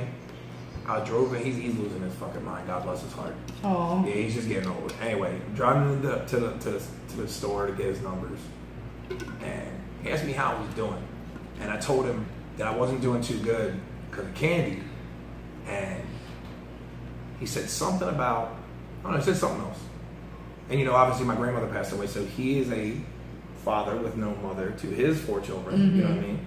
Technically, it is what it is. Same, right. Yeah, and he was reaching. That was his way of reaching out to me. And I don't remember what I said, but I said something along the lines of, I know me and Candy weren't together and all. And he's like, Frank, that is the mother of your child. He's like, no one knows what you feel like unless they have that. You know what I mean? Like, so you're right. Like, we can tell each other we think we know what. I feel your pain from this. That losing an arm isn't the same as losing a leg. Right. It just isn't. Right. Is it wrong to say that shit? Like, you know what I mean? Like, is that a wrong comparison? For me. Yes, you're both. You've lost a limb, but right. It's totally different. Does walking on my legs still make me my money? Did I lose my writing hand?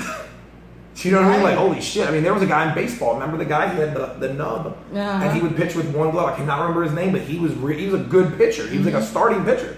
I want to say he played for the Angels. I might be wrong. Tim Blackman would know. Tim Blackman loves baseball. Anyway, but this guy pitched in the major leagues as a regular starter with one arm. Mm-hmm. So as long as the same arm is it the same pain as the leg that you lost? Right. You know what I mean? You're making millions as a pitcher in the MLB. The guy with the leg loss is just thankful that he's able to get around and is artificial. You know what I mean? Yeah, and like I said, my husband, since my husband died, people don't understand. My husband died. I've had one boyfriend since 2005. Yeah. What does that tell you? You know, you know, that's why, like, when you had told me that you know, she had passed, and even though you all weren't together, it still hit you.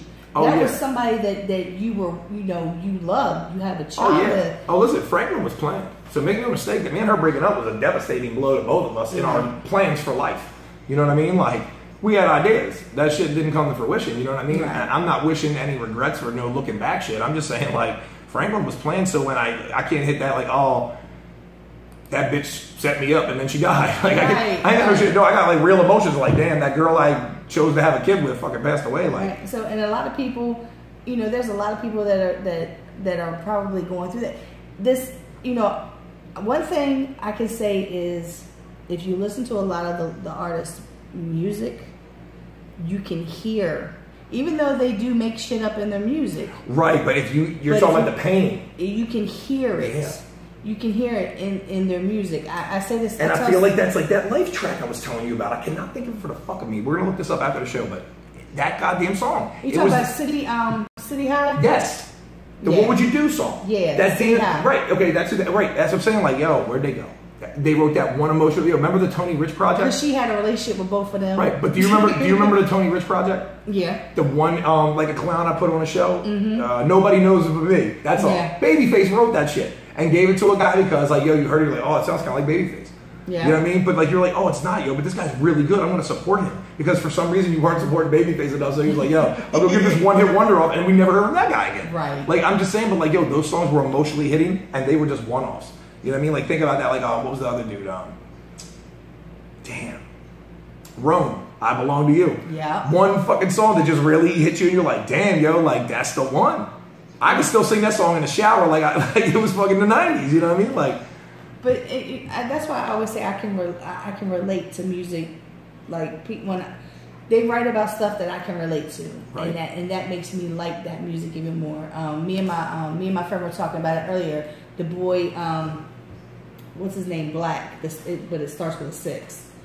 He his music, like, because he sent me this song. He was like, this first verse is you, and I'm listening to it and I'm like, yeah, it does sound like me, but you ain't gotta throw it in my face.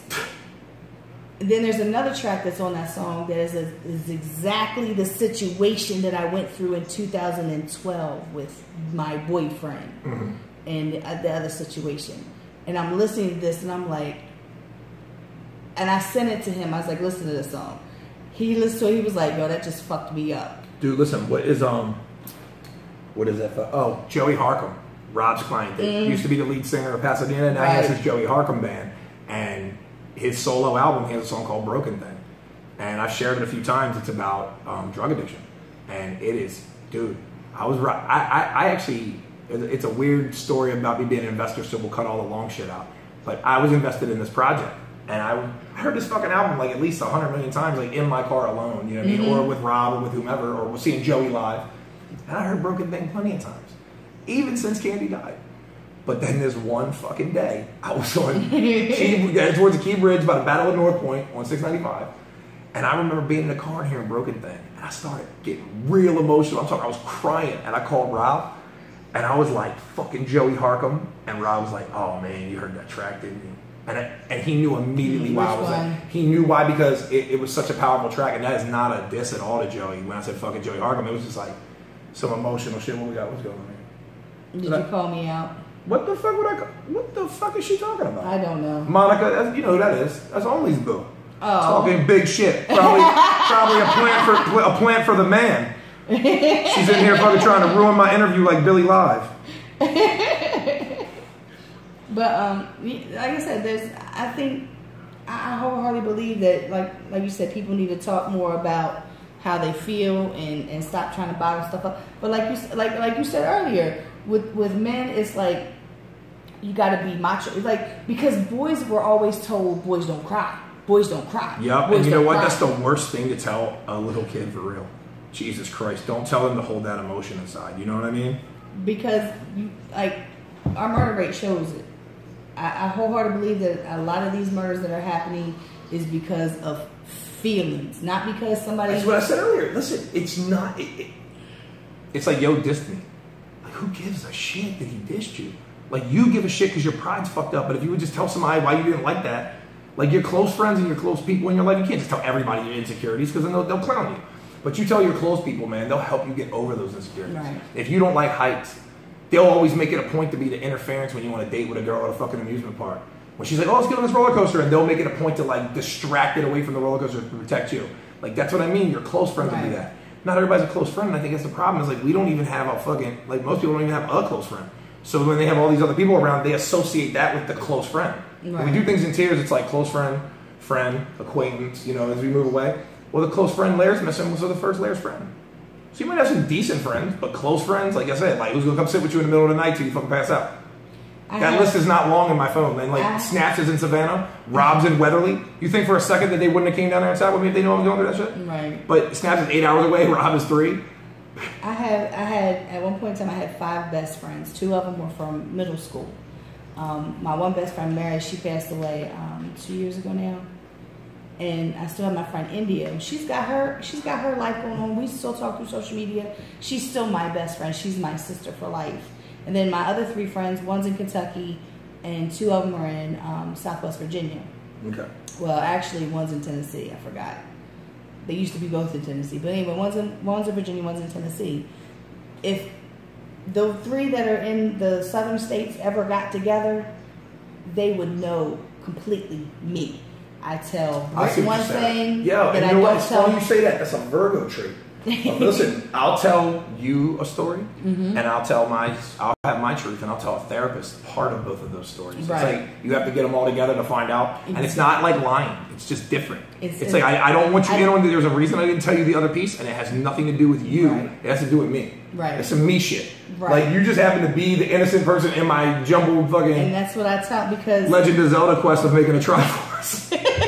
You know what I mean? Like, seriously, it's like, Only's probably cracking up if he's listening to this, because that's exactly what it would do. Like, you would just be making puzzles for people, and it's like, bring a shit to a party nobody asked you to bring. Right. Like, nobody asked you to bring your fucking dog over here. Yo, it's a house party. Like, why's your dog here? Like, you know what I mean? Like, it's bringing emotions to the party. They didn't sign up for that shit. Right. So I'll tell Chuck something, but I won't tell the other 2, because there's certain things that I can share with certain people.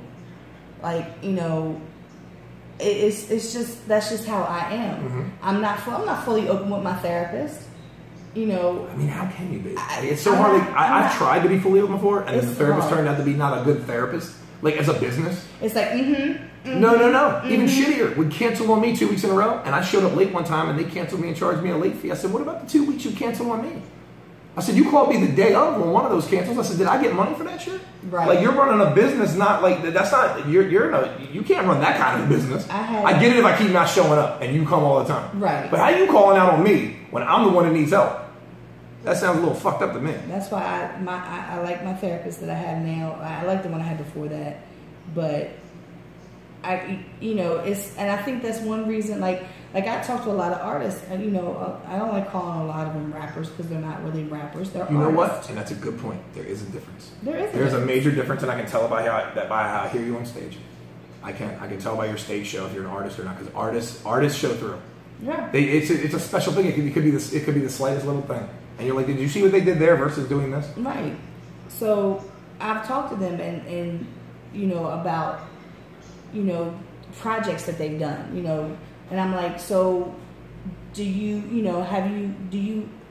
think that you're vulnerable when you write certain songs? Like, some artists will put a little bit of like what they're going through in a song, but not a whole lot, because they don't want to be that vulnerable. Well, it is. It's like writing it's like a movie you see it says based on a true story or loosely based on a true story. Yeah. Because it's like, like the people that was really involved in this shit, they are not willing to sign their shit over and get put on blast. Like that Tanya Harding movie, they all had to sign on their likenesses and shit.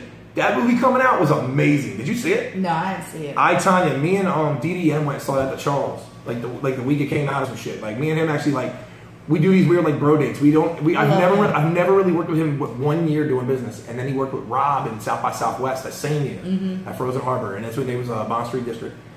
But me and him went to Pusha T together. We went to Tanya at the Charles, and then there was something else me and him was gonna do. But his show coming up, I'm so excited about that damn show at Soundstage.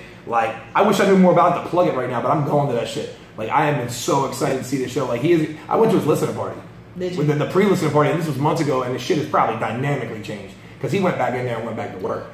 I still This call is him gonna be Midas. amazing. I still call him Midas. I remember him as Midas. I just call him DDM now because I just got to get it right. Yeah. He's at a place now, he needs my respect to not do that shit. Yeah. And I'm not saying that as a bad thing about yours. It's just, for me, it would feel bad. Yeah. It'll be like calling me EC now, like, even though I don't go by that anymore in a business setting. Right. I wouldn't want my other partners to be like, well, why? Well, not robbing him. Well, yeah, I was gonna say Rob. I mean, no, I'm saying, but like, I'm saying if we're in a meeting Right. with someone else. Oh, no. If And we somebody were in a walked up and was like, yo, meeting- EC, and I'm like, hey, and they're like, why are you called EC and your name's Frank Lewis? Like, Right. what are you, a drug dealer? And I'm like, no, I used to be a rapper. And then it's like, yo, you know how that shit gets. It's still a Yeah. punishment for us too. You know what I mean? It is. It doesn't matter. But DDM is awesome. Like he's another one. He's an artist. Fuck you, Josh Lewis. He's an artist. You know what I mean? And like I said, there's artists, and I always I always ask people questions. Like I had a gentleman here from Pennsylvania, and we were talking, and he Is that the shows y'all do just north of the border? the You show, go I-83? no, well the ones that come down here, the people from Pennsylvania, Right, but is don't y'all Reading. go up there too? Wisdom Court does. No, that's what I mean. Like, so... Wisdom is it- Court is like 2.5 hours away up in Milton. And Well, how do you get there? You take 83 to get there? I don't fucking know. Rob would fucking know. Rob's from Pennsylvania. He knows all that shit. I don't No, know. I just kept thinking no because, like, you know what? A lot of people don't realize it's like York. Like, York is just up the street. Yo, literally, like, you should, if you're a band or a hip hop artist and you're not playing York, you're fucking shitting yourself. I mean, you'll go try to play DC. It's literally the same driving distance. But Like a 45-minute drive. But Reading is like 2 hours away, and Reading, I like the artists that I've seen from up there, Right. and I like the artists that come down here. I had one, and he was talking about his son, and I asked him, about has he done a song for his son, and he was like, I'm not ready to do that just yet. So it's like that vulnerability, because I know a lot of artists. They're afraid to say that they're in a relationship, or Jesus Christ. because they're afraid that their groupies are going to like not be their fans anymore. That's what I'm groupies saying. are not fans Well, anyway. well, listen, they're fans for a minute. Listen, a minute. Allow me to be an advocate for groupies everywhere. Not that I was a groupie, but I could say that I have appreciated a groupie or two in my time. Right. I'm just saying that groupies are very important to building self-confidence in an artist. They're very important to setting a tone for your fan base. But they are ineffectively not long-term. Right. Like, you need to, when you have the groupies, build the fan base. Because when the groupies go, if the fan base ain't big enough, the 5 people left standing in the room look at each other like, yeah, no. As much as they love you, they'll do that immediately. Yeah, because I've seen females be the fan, but the artist has had sex with that groupie, and then they get mad, this, that, and third. Well, I should have never promoted you. I told all my friends about. Oh, wow. Oh Lord! No, we can't do that. That's not fun. That's not even. I don't even feel like that's professional in the unprofessional shit that it is already. Right. Does that make sense? Right. Corporate 101 handbook. But listen, so let's just say we did. And then we didn't work out. Why couldn't we just be civil so we could all keep our jobs? Why do we have to fucking burn the whole house down publicly? Like, Right. it's like, it's like one thing, like, if you want to go bashing on Facebook, it's another thing, like, if you want to really make sure that nobody works with me ever again. Right. You know what I mean? Like, that's different. Like, And that's why that's. and again, feelings, honesty. Some dudes would just be honest with you. Yeah, I dogged you out. And then guess what? Nobody cares. Once it's the 8 Mile rule. Once you said it, Right. she publicly lets you like, look, I dogged you out. Just block me and get over it. Like, Right. then it's like, oh man, he cold as shit, but like he kind of admitted it. Yeah, so what he we do? We're did. gonna judge him now for saying the truth. How dare you be honest? Like I said, I've sat here and like I said, I'm a people watcher. So I watch people out in public. I watch people on social media. Right. Not so much lately. I've kind of gotten tired of dealing with social media. I do that sometimes. I get tired of You dealing have with to the take breaks for scene. health reasons. I swear. I get tired of dealing with When I get to quit this business, I will have no social medias. I don't even know that I'll delete them as much as I'll just delete the app and never go back. I don't. Hey, people be tagging these things and people be like, "Man, Frank's been awful quiet." I forgot my password. Yo, purposely. people will probably tag me in all kinds of shit, and they'll be like, "Man, Frank's up to all kinds of things." And nope. I've actually had friends that really don't do the whole social media thing. And I'm just like, I don't get it. I don't get how anyone even a regular lay person who's not in the entertainment business or in a social networking based business or marketing or whatever. Like, I don't know how anybody doesn't have at least one. somewhere along the way, someone convinced you to get an Instagram even though you don't have a Facebook. Right. You know what I mean? Someone convinced you to get a Twitter, but not a Facebook. You know what I mean? I don't even use really my Twitter is linked to my IG.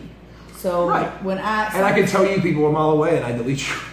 Because I know you don't get on Twitter, no, but you're putting current content. But if I see Instagram, I'm like, they never get on Twitter. When you're just trying to keep your ratios right, you know what I mean? Well, I don't want to be following a whole bunch of dead accounts is all I'm saying, because your timeline, you know what I mean? Like, what you're following goes on your timeline. Right. So Sean Smallwood actually told me about, like, yo, there's an algorithm to your timeline based on your interactions and things. So you could actually have people you've been wanting to follow doing the coolest shit and missing it all. So periodically you got to go through and be like, oh shit, Lisa's on my timeline every day and she's always got Instagram. She's never got an authentic Twitter thought. It's always her Instagram share. Mm-hmm. So unfollow her, right? And if she ever gets back on and says, why you don't follow? Just follow her fucking I don't worry about why people I'm saying, but that's the worst case scenario is what I'm saying. But your algorithm changes, then your timeline gets more interactive. Because I'm not interacting with your Instagram. 10 times out of 10, if I see you on Twitter with an Instagram link, I will click the Instagram link and view it all through Instagram, thinking that might be your social media choice, and I'm trying to interact with it by giving a like, making a comment, whatever.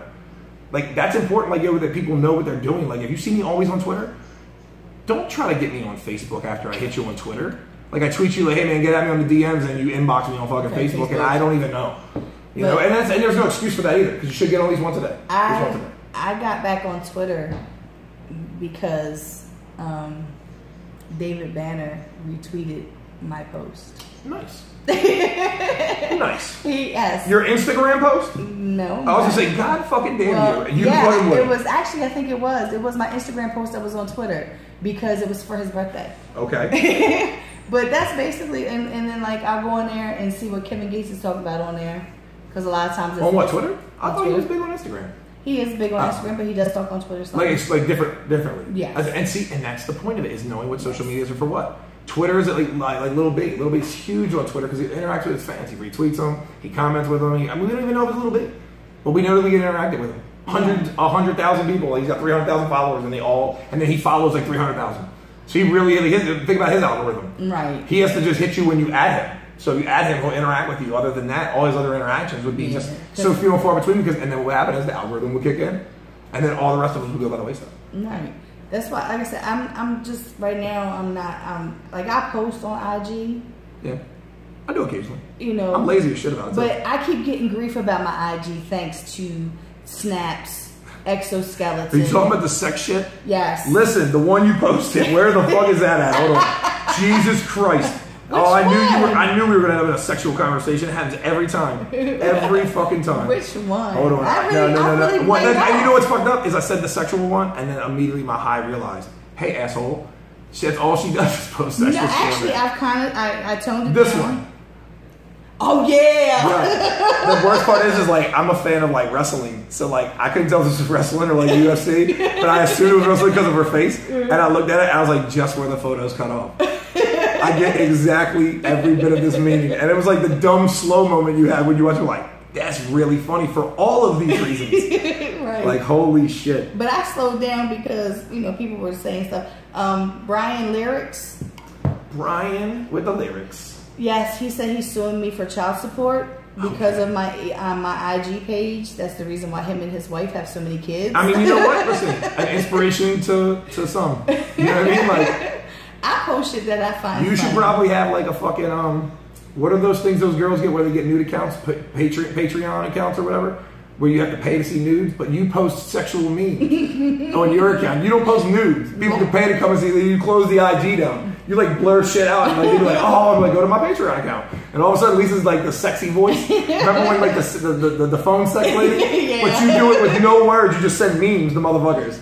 Yeah, like the best part is like they don't even realize like, yo, you're in a dark place on the web to be finding this shit in the first place, because none of these I won't say none, but the bulk of these are not your originals. No, right? That's what I'm saying. So what dark part of the internet are you on? Wait, me and Ryan and Snaps and fucking Brian, we're all like, damn, Lisa and some shit. We ain't seeing this. So what part of the web are you on? What kind of friends do I have? True story. Hey, listen, and again, that's also the point.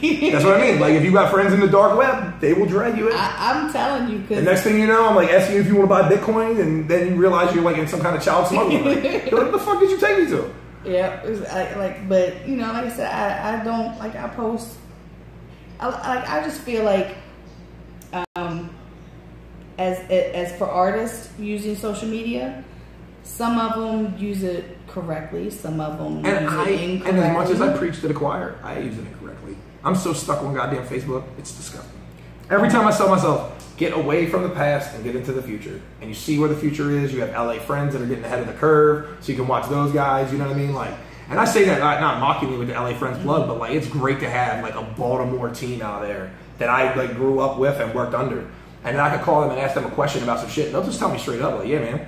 You know what I mean? Or no, that's fucking stupid. Why would you do that? You know what I mean? And they never really talked to me that way. I didn't think they could. Right. You know what I mean? Like they know how much I gave in the beginning, and they know I'm not asking for a lot now. I'm just asking for like that friendly, like, hey, I got a problem with some shit. I just need you to give me an opinion. Right. I don't need $1 from you. I just need 5 minutes of your time. You know, on the phone. Not even and they're like, hey, email me. I don't take that shit personal. I just don't want somebody's assistant reading their shit. Right. And not really knowing, even though like most of those guys I probably know their assistants. But I don't want them like, if I sent a direct message to you, it's because of our friendship that goes way back, you know what I mean? And the assistant guy's cool, but I don't want them to say, some shit's embarrassing. Sometimes you gotta humble yourself. I'm glad that you talked about asking questions, because we were going back to Woo Wednesdays. Vega Don, who is Protect Your Neck Records, Woo Management, him and what's the other guy's name? Corleone.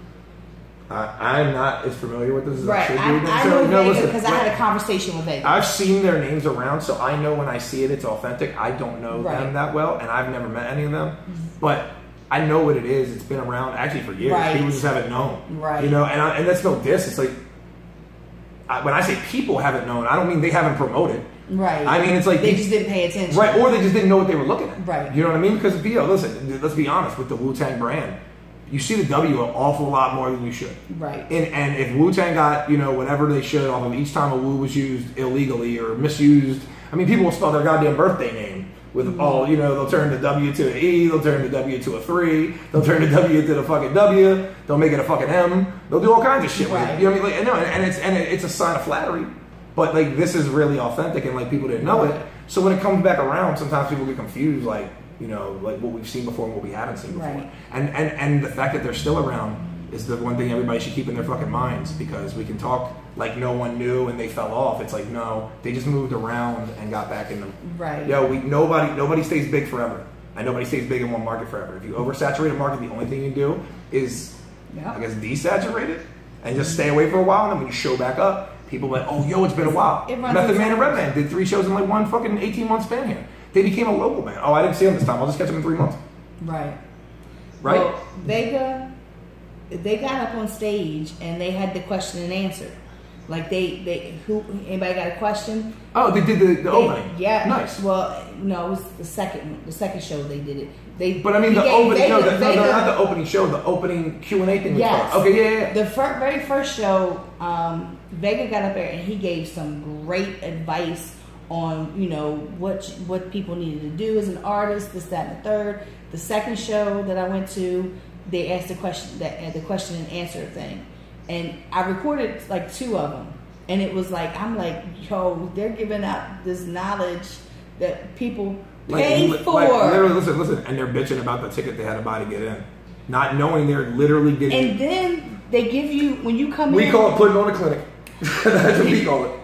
Then, when you come in the door, they give you a raffle ticket, and you can win, a T-shirt or whatever. Oh, right. But the last show that I went to, they raffled off tickets to the Wu-Tang show at Feed the Zine. At the Anthem. Yes. With Redman.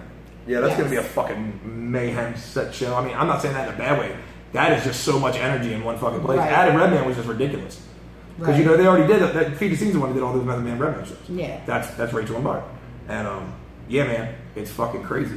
But it's insane. Listen, when we saw, so I was at fucking Black Star when they announced the Wu show. Yeah. Because they're like, yeah, we're making a major announcement during the show, and I was like, I've been at the show this whole fucking time.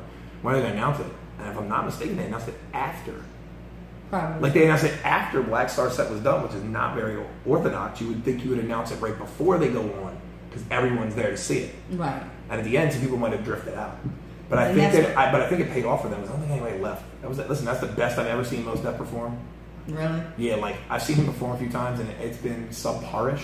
I'm not dissing him. I mean, he's still an amazing musician, but like the one time in Miami, it was either the heat or he was drunk or both. Because that's when I went down and got sunburned with snaps. We flew into Orlando to go to Rock the Bells in Miami and got a convertible. And my dumb ass didn't wear a hat. And I wore my shades. And then when we got down there, I took them off and looked at the mirror and I was baked like redder than your shirt. Right. Like, I was fucked up. Like I had after the thing, I had to go buy a whole bunch of aloe from CVS and like rub it on my skin after the shower, and then like go get in the chlorine pool down there, like the saltwater pool. I was just like, oh god, I need my skin to dry out. Because then we had to fly home the next morning. We only came literally for the show. For that. Yeah, like we didn't getting a hotel wasn't part of the plan. We were gonna go to the airport and just sit in the airport the whole night because you can do that. Yeah. So we were like, fuck it, let's just do that. No, my eyes got fucked up. I couldn't handle it. Yo, I had sun poison. I don't know. Probably did. But Because that sun's different than the sun. Snaps has a cool VIP story about that. What happened to me in the VIP? I passed out on this lady in the VIP. Oh my gosh. And it was some shit because Snaps asked me to hold his seat. We sit on the couch in the VIP. And he said, hold my seat. I'm going to go watch Daylight. Or some shit like that. It was like, yeah, I think he said, or maybe it was Tribe. I don't know. It was either Daylight or Tribe. I can't remember now. Fuck. You know what? It was definitely Daylight. It was definitely Daylight. I know. I'm just jogging my memory. It was definitely Daylight.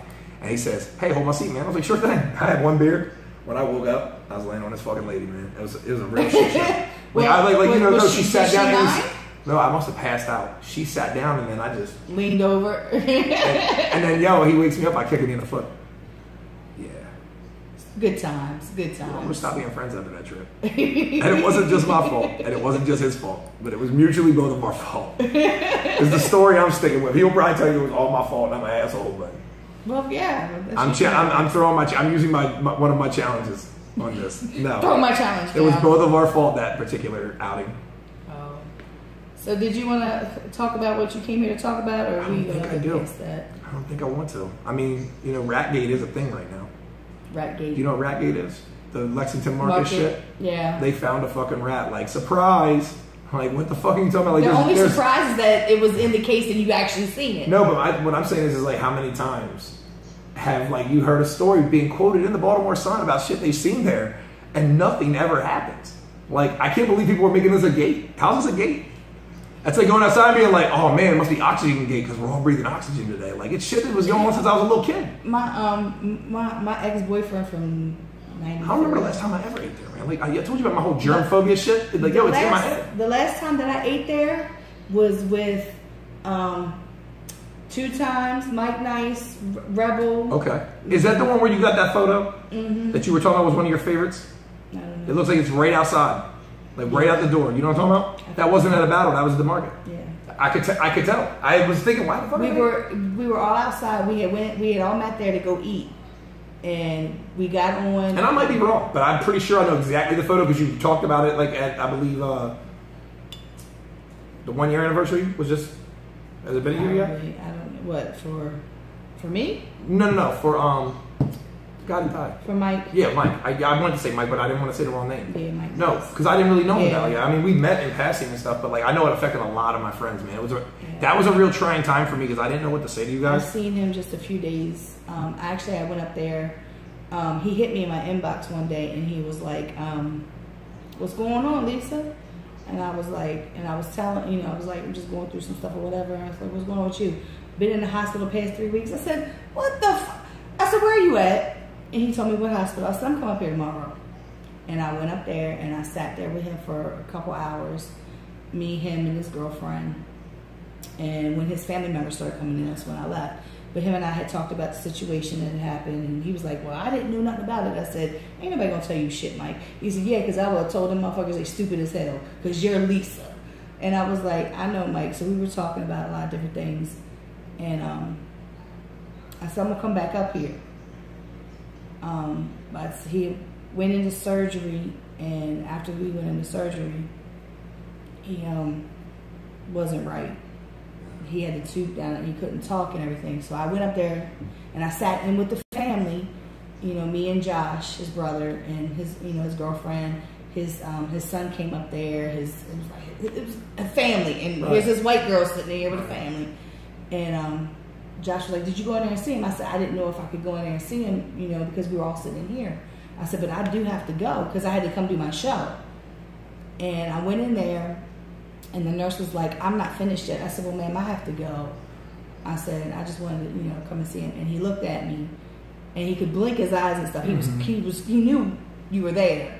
And I was talking to him. I said, look, I gotta go. I said, I've been sitting there with the family, I said, but I have to go. And I said, I love you. You know this, right? I love you. And he blinked his eyes. I was like, all right. And that was the last time I talked to him. And then it was a few days later that he passed. But when we were at Lexington Market, we weren't thinking about no rats running around. This is Baltimore, rats are everywhere. Yeah, I know. And that's the worst part is that I lie in my mind about the place that we know there's rats. And I tell myself the place that's never been caught with a rat that everything's just fine in that kitchen. That's just like... You know what I mean? When you go to that like little dive bar and they have like decent food and shit, and you're there, you're like, I know they have rats too. They just never been caught yet. But there's no way because like, you can drive down any Baltimore street, any South Baltimore, East Baltimore, West Baltimore, North Baltimore, and it's there. There's a rat, and there's usually a pack of rats. Right. They're just like Sonny's up on Northwood Plaza up on Lock Raven. Yeah.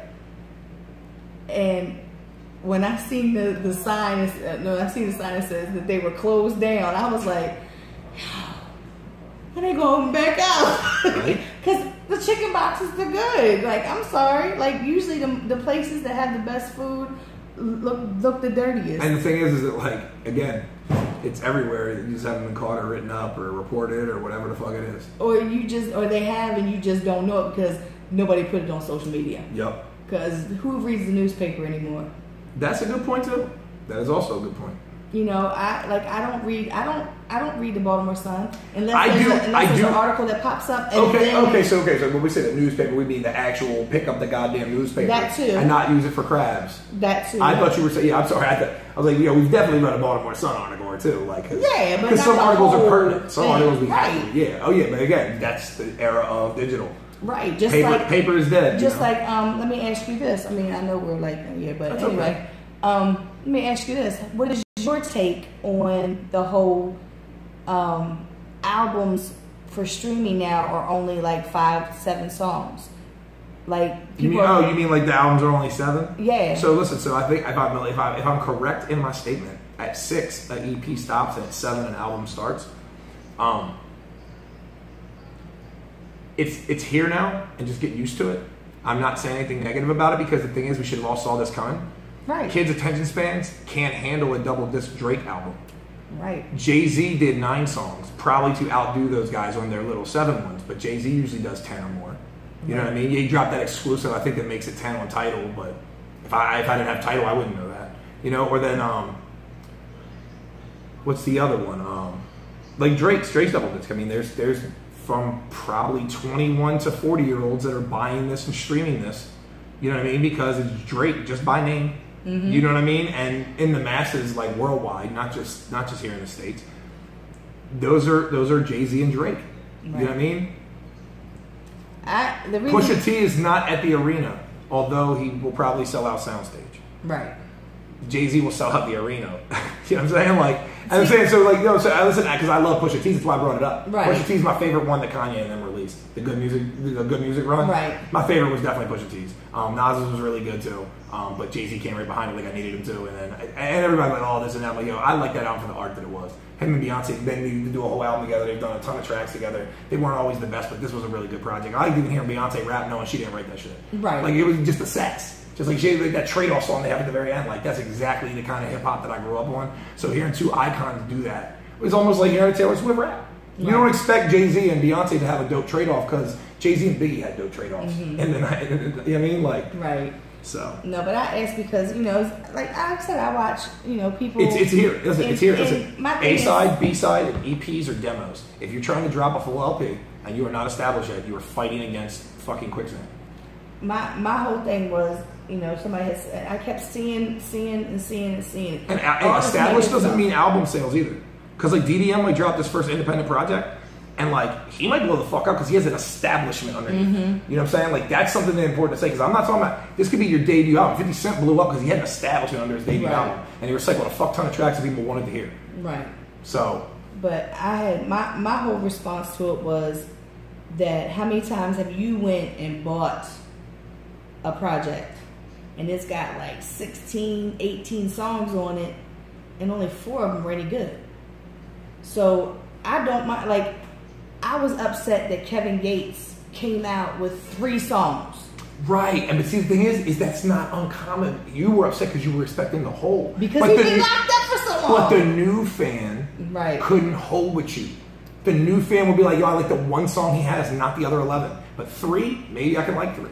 But you see what I'm saying? He also gave us 2 visuals. Sure, but this is also, again, millennials. We need to interact with them on their level. And that's why I said, I'm not mad at the who whole... are still selling CDs? If they are, I hope that it's because they're just grabbing the remaining strays. Right. I hope they plan for when it doesn't matter. Right. Like, and that's not a diss to anyone. If you still have a loyal base that wants CDs, like the One Coast crew, a lot of those people still want hard CDs. Right. They don't care about the streams we make. They want a hard CD because they like the collector of it. They like to put it in the car. Right. But Pioneer's not even making CD players in their cars or in their car stereos anymore. Yeah, Best Buy discontinued selling CDs. So where are you going to get your CDs from? Amazon? I mean, and then it's going to be back to like the Columbia House, so your shit comes all crushed the fuck up. You know what I mean? Like, but I just showed my age too, by the way, the Columbia House reference. Just so everybody knows, I have probably like 3 or 4 unsettled accounts with those bankrupt motherfuckers. Right. But I don't mind the only having the few tracks.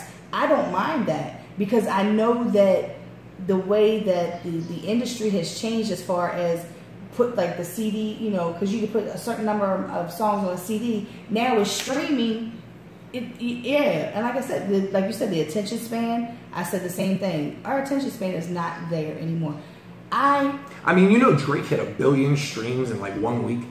Like, you understand? With like his new album. Yeah, listen. But the thing is, I need you to understand. Like, 1 billion streams does not make you wealthy. Right. And people don't know that. Like, because they showed like I think it was like the weekend. They showed like the weekend streams, and somebody saw what the weekend streams were and how much he got for it, and it was really strange. Like, I can't explain it to you. It was very fucking strange. The industry had to figure out a way because they weren't going to get No. They already figured that out with Jay.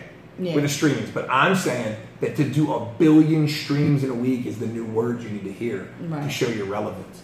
You know what I mean? Your dominance. Excuse me, not relevance. Your dominance. Right. You know what I mean? But like now, like there are bands in the mid tier that I know personally that are hitting 1 million for the first time. That doesn't mean they're behind. That's just where they are now. And they're growing. So like I remember when they maybe a year ago they weren't even near these plateaus, and then they hit that jump and they ran with it because they had a good business plan in place. They went out and they got a better team for what their needs were in the real time. You know what I mean? And left One Coast. But to see that when they post it, my brain goes, I know these guys, they should have been here. But really, they're just reaching it in the right time. I'm not saying that because I just believed in them so much that they should have been there. It wasn't that I thought they should have been there because of us or been there because of them. Because you believed in them. Yeah, I'm like, I'm just surprised it took this long. Right. You know, in relative terms, it was probably a very short amount of time. Right. What? I was getting ready to say something. What was I getting ready to say? I don't even know. I'm probably so tired. a lie. No, I don't lie. I get lie bumps if I lie. I get lie bumps on my tongue if I lie. True story. I was getting ready to say something about because right now, like you remember way back when, it was hard to get your music on this internet system. Yeah. Like Deep Flow was one of the cutting edge in the city at the time. Emotion with the radio show because me and Snaps did that. And that's how I think that's how some dude from Canada heard us or some shit. I don't fucking remember. It was something along those lines. We ended up doing another interview in Canada. Snaps did, and he killed it. Yeah, the internet used to be hard as shit to get on, and now it's like so easy. It's so weird.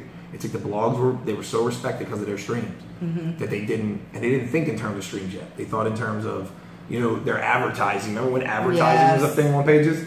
It's so overused now that it's almost dead. And when it's dead, it's gonna be hilarious.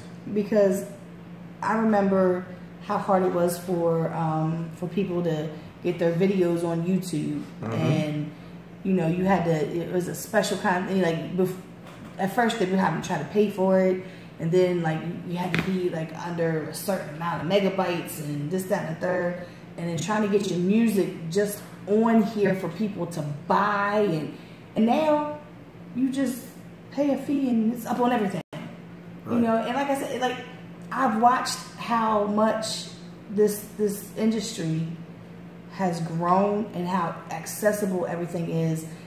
Like the younger kids, we're talking about the younger kids that are coming up that are really popular because of their IG posts, because of their YouTube.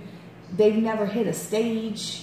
Like you know, when before it was like, in order for you to be anybody, you had to be on the, you had to go to a Black Hole, you had to go to Sonar, you had to be at 5. You had to get the attention the authentic way, where people really were just like, holy shit, they perform all the time, and then you had to dial it back. But now they're getting a lot of notoriety just off of the internet because it's there. And the thing is but that's the future. And the thing is like, how many people in the rap scene right now are doing live streams? Right. Where they have live streams where they just either freestyle or rap to you every week or talk to you directly as a fan, and then build it into something where it's monetized with a sponsor or with where you charge per pay-per-view. Like I know like Brandon Hardesty and Joey Harkham I think do that. I think Brandon does it a little more regularly than Joey. I'm not sure if Joey has a rhythm, but I know that when he does it in his van. His band van. He's got this amazing new Sprinter, and he like hooked it up so it's like a tour bus inside, and he'll get on the bed in the tour bus and he'll play like a set live streaming. And Brandon Hardesty I think does it on Mondays, and it's wherever the hell he is. I think it's from the basement is usually his deal. So when he's on tour, I don't know if he does it the same, like, or he might do like, you know, whatever from the basement, but really the van. I don't know. Those guys over there. One thing I have noticed very cheeky. One thing I've noticed about these kids that, you know, they're they got the city. I've been told many times, they got the city, they got this, they got that. But when I see them on stage, their stage presence, nobody has taught them how to hold the microphone. I've been doing so much more of that. I fucking hate it. I feel like they get mad at me for telling them something that no one else told them. Right. And it makes it uncomfortable. Right. And like, I don't want to walk up to you and tell you, and say you're cuffing the mic, and they go, what do you mean? And I show them, and then they immediately go back to their comfort. I mean, I've worked really hard to change. Listen, my mic grip was definitely cuffed. I was guilty, and I wore gloves. But I'm talking about gloves and a fucking bag grip. I watch these. That's 2 strikes, Lisa. I watch these kids hold the mic down here, though, not even up here. Right. Like they power singers and shit. But, like, you know what I mean? Like, you don't have big voices, like they sing hold this. But 9 times out of 10, it's because their track is playing. I know. So they're really not even they're not even rapping. And this was at Pier 6 at Summer Jam last year, I watched this and I'm just like, I can imagine. And the thing is, it's so sad because like you can't tell them now. They know too much. That you are, unless for some reason they really respect you or somebody else overheard them, like, yo, he's serious as shit. Right. You know what I mean? Like, it's a mess. It's a real shit show out there. And again, like, you know, I'm glad that we didn't go the negative way that I wanted to go. I'm gonna get that fucker in due time. I swear I am. And he knows what I'm talking about. And everybody knows what I'm talking about that's close to me. But I'm saying, like, I was really glad to have a conversation, like a dialogue with you about some of the shit that's been inside, like a therapy session. Right. But a therapy session with Baltimore hip hop. Like I'm really talking to them. I hope they're understanding I'm not just talking to you. You know what I mean? Like, if you heard something that intrigued you, you know what I'm saying, or you heard something you didn't like, you know what I mean? What the fuck you talking about, yo? Like, what you mean by that? You know what I mean? Right. Why you beefing with Billy Live? I'm like, we're not fucking beefing. Right, you have all the wisdom cord on your back. That's what I'm saying. No, that's what I was saying. That's why I said it. They were like, oh, fucking Frank disrespecting Billy again on the radio this time. And I'm like, Jesus Christ. But, you know, I think the dialogue, you know, I think even if somebody doesn't understand or even gets upset with something that you said and comes to you and says, but let's continue the dialogue. Right. Let's continue the dialogue. That's my point. If I say I want you to talk about feelings, continue it. Say, Frank, you should never do 2-hour shows by yourself again. Say, Frank, you're funny as shit. You should do more. Frank, you should have your own podcast. Frank, I wish you would stop talking about these things because they have nothing to do with this thing of ours. You know what I mean? Like, you know what I mean? Like, yo, sometimes it's got to come up. And you know what? I do. I see a lot of people, especially a lot of business people that I associate with, when they start hearing me speak out politically or something that I feel morally, they're like, yo, just remember at the end of the day, Green don't give a fuck about your feelings. And I'm like, you know what? But I think you motherfuckers love me because of me. Like, you know what I mean? Like, I don't think, and I'm not saying that like in a shit way. I'm saying it to anybody who actually feels they love me, that they respect me, that they're a fan of mine, that they're an admirer of mine, that they stalk me from afar, that they live inside my fucking trash can. Like, I don't care. Like, the love is the love. And right now, like, I need love because I'm going through some shit. You know what I mean? So, like, I'm saying that first. Are they going to say it back? Right. Are we going to have a dialogue about that? Or are we just going to be like, oh, Frank on there being arrogant again? Like, no, Frank's not being arrogant. I appreciate the ones that love me for the reason they love me. And the ones that are out there trying to get me, that just reminds me that I'm already that closer to being on because there's somebody behind me. Right. You know what I mean? Like, I'm not in last place. I'm not in last place. You know, and like, you know, like, I was so, I don't want to say terrified, but I was concerned because when you had called me about this show, the intensity that you had on that phone call. I'm sitting at Hibachi Grill with my kids eating food, and I got you on the phone, and you're talking to me, and you're telling me everything, and I'm like, but that's oh my what God. I'm saying. Like, is that fucking dirty and bad. Like, you know what I mean? Like, I'm showing restraint right now because I want to show restraint. Right. I want to be the one to make sure that when it's written, that they're like, you know what? He did that classy. And because, listen, today was not about class. Today was about total fucking annihilation. Right. And I'm glad I didn't listen. I'm serious. If it wasn't for the bad week I had, and if it wasn't for the encouraging words of Ryan Pratchett Bay and Robert Bryan, I'd have came in here fucking hot and ready to go. And yeah, shit, I'll add one better. Let's just be glad that me and Xavier James didn't get that track finished. You know, maybe. Like, you know what I'm saying? Like, let's just be honest. Because that would have been the fire starter. I was like, hey, let's start this, put in my new tape. I don't believe in coincidences, and everything happens for a reason. I feel like it did because, listen, my new thing, my thing has always been family. Your block, your community, your city, your state, your country, you know what I mean? The world. It's a ripple effect, and it's got to start there. You know what I mean? I feel like a combination of things that need to be addressed. Like, yo, your pantry, not your pantry, your closet, where people come over and they always leave shit, a jacket or shoes or their umbrella or whatever the fuck, and then eventually, like, that closet's so full you can't fit your own shit in there, and it all falls out on you. Like things like that, messages like that have to be conveyed because people need to know they're not alone. I think we touched base on this at one time, like, when maybe it was the only in Snap Time where I said, if you know you need somebody who talk to me. But, like, I didn't do this interview. I almost canceled this interview. When I realized I didn't want to do what I originally did, I was going to hit you and say, is there somebody that has something more pressing they would like to get out? Because I wasn't decided on how I was going to come in. Like I said, when you last heard, before I came here, I was going to touch on it, and then I was going to move away from it. Right. And I mean, my subliminals are subliminals, and he'll appreciate that fucking exact phrase right there. Because he's one subliminal saying subliminal motherfucker. You know what I mean? Like, it's like, I'm sorry. Like, I know the community support that happens when I post shit. I know that when I act a little ratchet, like, people like, you know, Billy Lob or Jay Money will take notice and, like, kind of pull me aside in the middle of some shit I might have said to them and be like, yo, like, people think you're fucking serious. And I'm like, I know, but fuck them. Like, if you know I'm not serious, fuck everybody else, you know what I mean? And then that usually is what resets us. But I'm sure inside they're like, God, I wish he'd just make it easy for us. But, like, yo, that's not who I am. I'm not the take it the easy road guy. Like, I think we all came the wrong way to meet each other here. Because I know I wasn't on the right path, so I don't know if you motherfuckers are on some right paths, but wherever I've been driving, I've been zigzagging, riding through yards and fucking getting off and pedaling a bike through the park, you know what I mean? Like, going through people's flower gardens and everything. Fucking, you know what I mean? Like, getting to the point I gotta get a bus pass and shit, because, like, I reached the point, I don't know where the fuck I am, I gotta get back in the city, I'm out of the county somewhere, like... But no, I mean, it's truly like a privilege to be able to have your platform to come in and just like vent my shit. Like, I saw all the people that tuned in, I saw the people and how long they stayed, like, mostly, and it wasn't for them, it was for me, it was for the community that may hear this down the road where they didn't tune in tonight but they play it later as an avid listener of yours, you know what I mean? I just want this thing to change, and I think the only way, like, I hate to be cheesy, but it's like Michael Jackson, you know? You gotta start with the man in the mirror.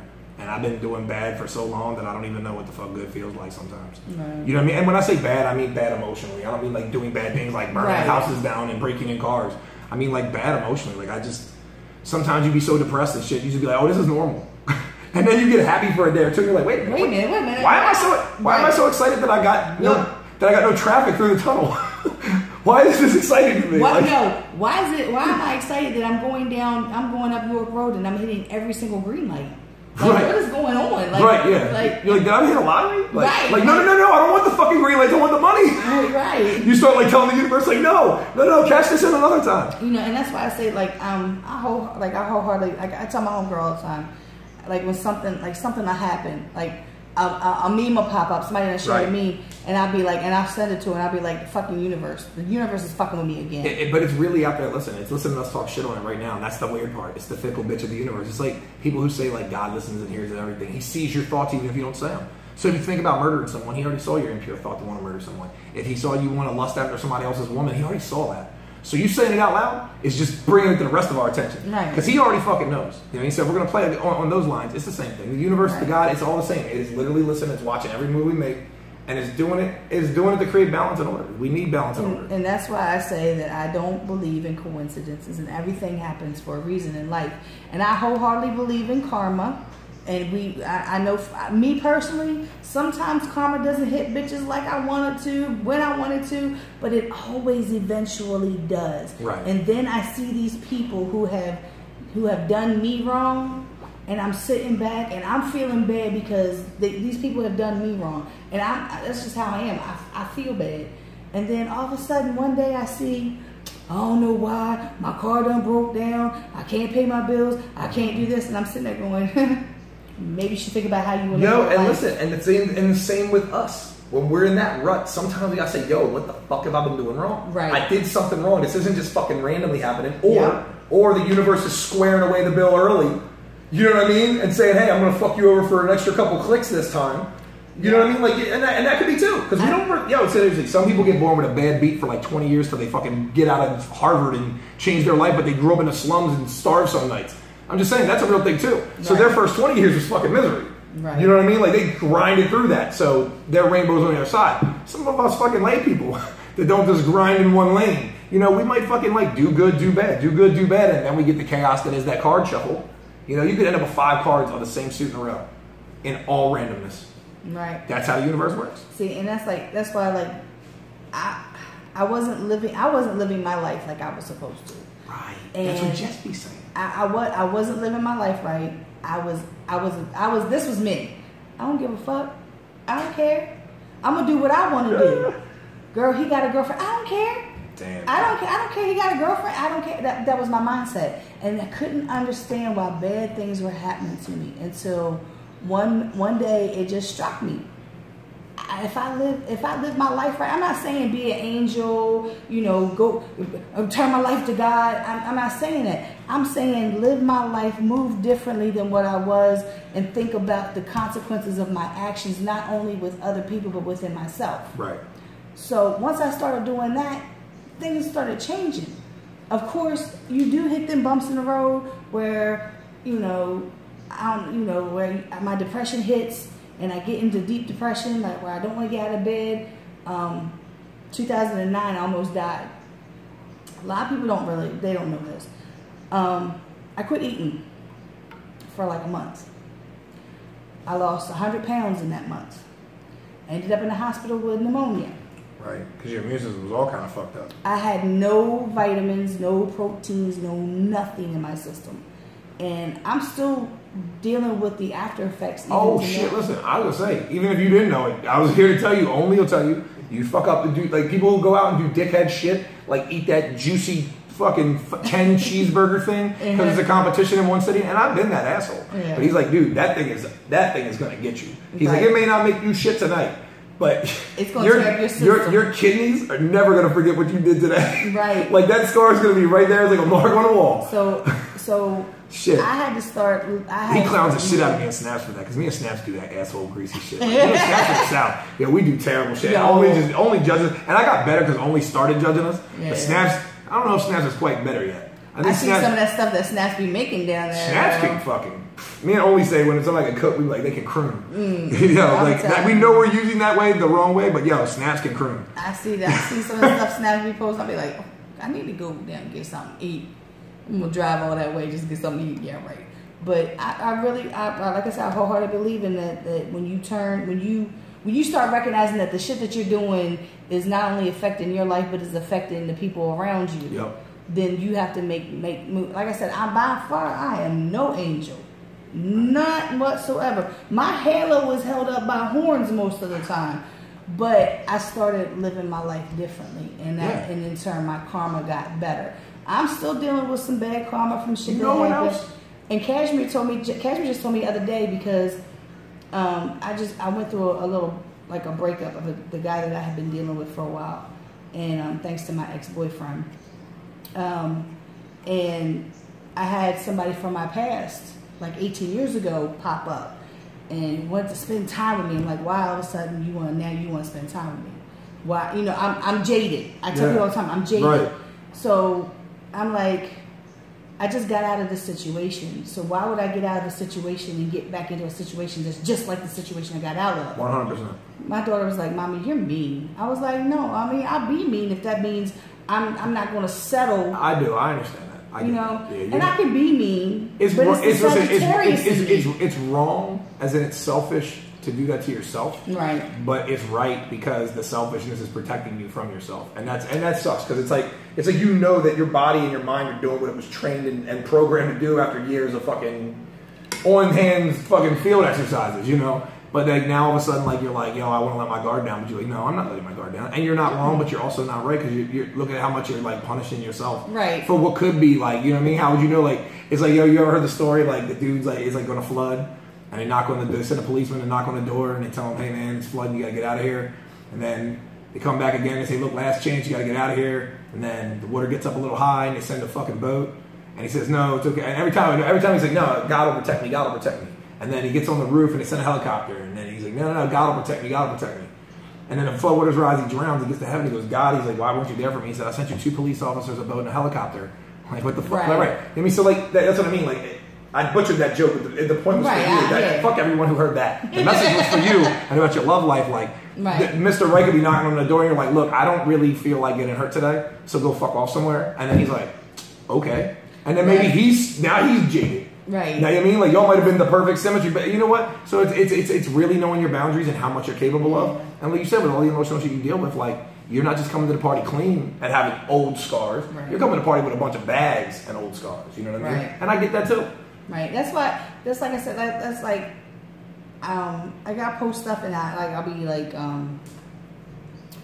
I post stuff like I'm lonely, but I'm not willing to settle. That's the thing. Yeah. I'm 47. But how do you even know if you don't try? And see, I'm 47 years old. I'll be 48 in December. I'm not willing to take the things that I want and dwindle them down. And I don't ask for much. Well, no, I'm saying be unapologetically Lisa. But how can you lose if you don't play the game? Right, and I'm saying like I have played. I've but played I know, right? And I'm saying so you've already lost some pretty hard ways.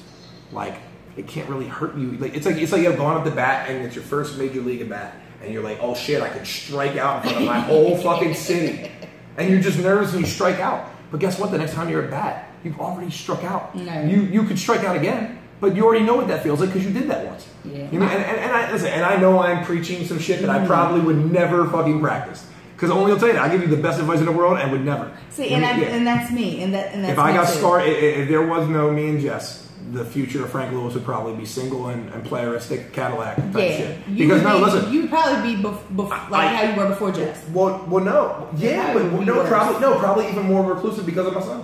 Right. I don't want my son just meeting random women. See, and that's how it was with my. You know what I mean? And I'm not even going to be insulting and like use the curse words about women. Like I actually stopped them for a second. I almost said the B word. I was like, no, random women. Like even a good woman, I don't know if I want her meeting Franklin because if she like you said, if she's not going to stay, he don't need that shit because he's autistic. His mom's gone. He knows what he knows. Shit, Jess will probably be in his life.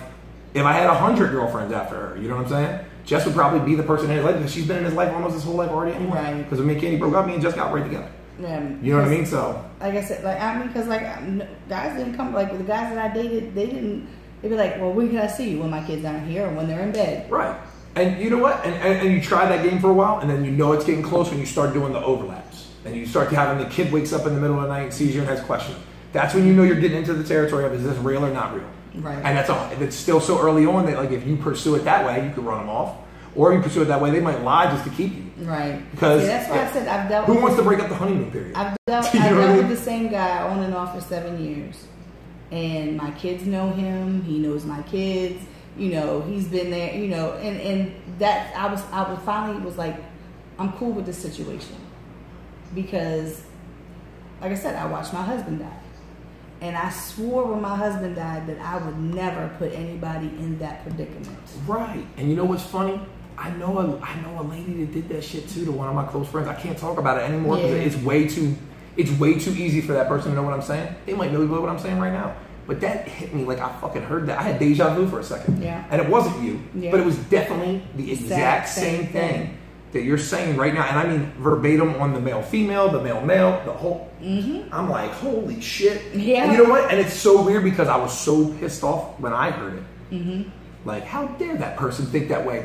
But now that I've had time in between, and we've had a talk, and now you're a second person saying it, the first instinct I had was like, maybe this is a thing. Maybe I'm socially not responsible because I don't think like that. Well, no, I don't think about the whole way of like the watching another one die. I just think about like not having an inconsistent one in my life for my son. Right. So she wouldn't be around in the first place. See, my kids, letting her die. You know what I mean? My kids are older, so that whole situation about having somebody not be in their life, that they had to deal with their stepfather passing away. Right. But now that they're older, they got their own kids, so I don't have that. No, sure, no. But what I'm saying is like my situation covers yours too. Mm-hmm. Mine's so shitty that I don't want around my kid because they might not be consistent. Well, death is not consistent. Right. So they're already covered in my fucked up blanket thing. You know what I mean? Like, imagine being the girl to try to date me after I just gave this interview and you saw it. Like, you know what I mean? And like we're dating after me and Jess, you know. And I'm not even like wishing for the worst. I'm just using this as a storyline. Jess gonna beat you up. Jessica's gonna be like, you son of a bitch, you went on that fucking radio show and you showed your ass again. Yo, I'm gonna tell you what. I think when I first met Jess, I don't know what it was. Probably Bourbon. She and you know what? I knew She you came to guys. Sonar when Sonar was still. I know when you. I'm talking Steve Gordon Sonar. Wow. Like that's how long Jess been around. But I'm saying, like, when I found out that you two were a couple, I thought that was the best thing in your life. It was, yo. You I mean, know, it was. after, and I'm in trouble again. It is, you know, like, yeah. besides this is the birth of your son. Oh shit, we just conjured her the fuck up. See, somebody told her. God damn it. We literally conjured Somebody her up. told her ass. Inbox Somebody some told her. motherfuckers. They either hit her and said he's saying some he's bumbling some romantic shit, or you should hear that son of a bitch acting up on Lisa's show again. Right. But God I really, besides the fact that your son was born, I was like, that's the best thing that's happened in his life.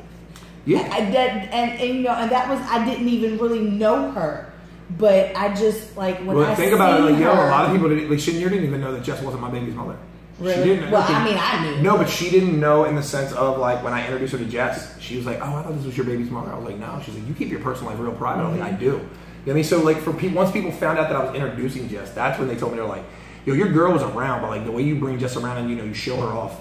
You know what I mean? Like you like make sure people know that's your girl. Right. Like that you're not gonna play with that. Like your baby's mother, she would come stand in the corner, and sometimes guys would be dicks and you just let it slide or whatever. But like with Jess, you come up front like, hey, it's my girl. We're not playing these fucking games. Right. You know what I mean? Like, and I know it didn't even come that hard. It's just, you know what I mean? And another thought that came to mind is, how in the hell does she put up with him? Oh my god. God damn it. You could bring her on a show and have a hard body with fucking Jess, and she could start to try to plug her veins, and then you could ask her the real questions. We can start by talking about her beautiful, wonderful murals that she paints. Right? I'm saying, listen, and then somehow, some way, oh yeah, you know, would just sneak some questions in Yeah. about how do you live with Frank Lewis? What do you do when he throws his tantrums? How do you deal with Right? that? That is my mom. Yo, her and my mom could come on here and torch me. I know my mom could come on here and put on a fucking clinic about Frank Lewis. I mean, yeah, my mom is a fucking wild woman from South Baltimore. Like, she had me when she was 16. So like I always tell people we grew up together. Yo, one time my mom fucking wilded out on this girl. I got out of jail and this girl I was dating. My dad had bailed me out, and I was like on home house arrest, but like by him. Right. No bracelet, but like, Yeah. and my girlfriend was standing there. Me and my mom were fighting, and it was one of those things where she like got so mad she started to threaten to tell my dad to send me back to jail, like because she was angry, not because it was a severe occurrence. It was just we was fighting, and then she looked over at my current girlfriend and said, "Listen here, lady. I know my son, and when he gets free, he's gonna run." And I was like, "What the fuck did I do to you to deserve that? Like, I know we're arguing, but you just fucked my relationship up. Like, oh, he's a player piece of shit, and when he gets loose at his house, he's gonna be all over the place." My God, damn it. She just threw you underneath all the buses. Oh my God, my mom just ended up in here. What the fuck is this? Okay, ready, Lisa? $1 million in my PayPal account. No? Damn it. If my PayPal goes off, Lisa, we're going shopping.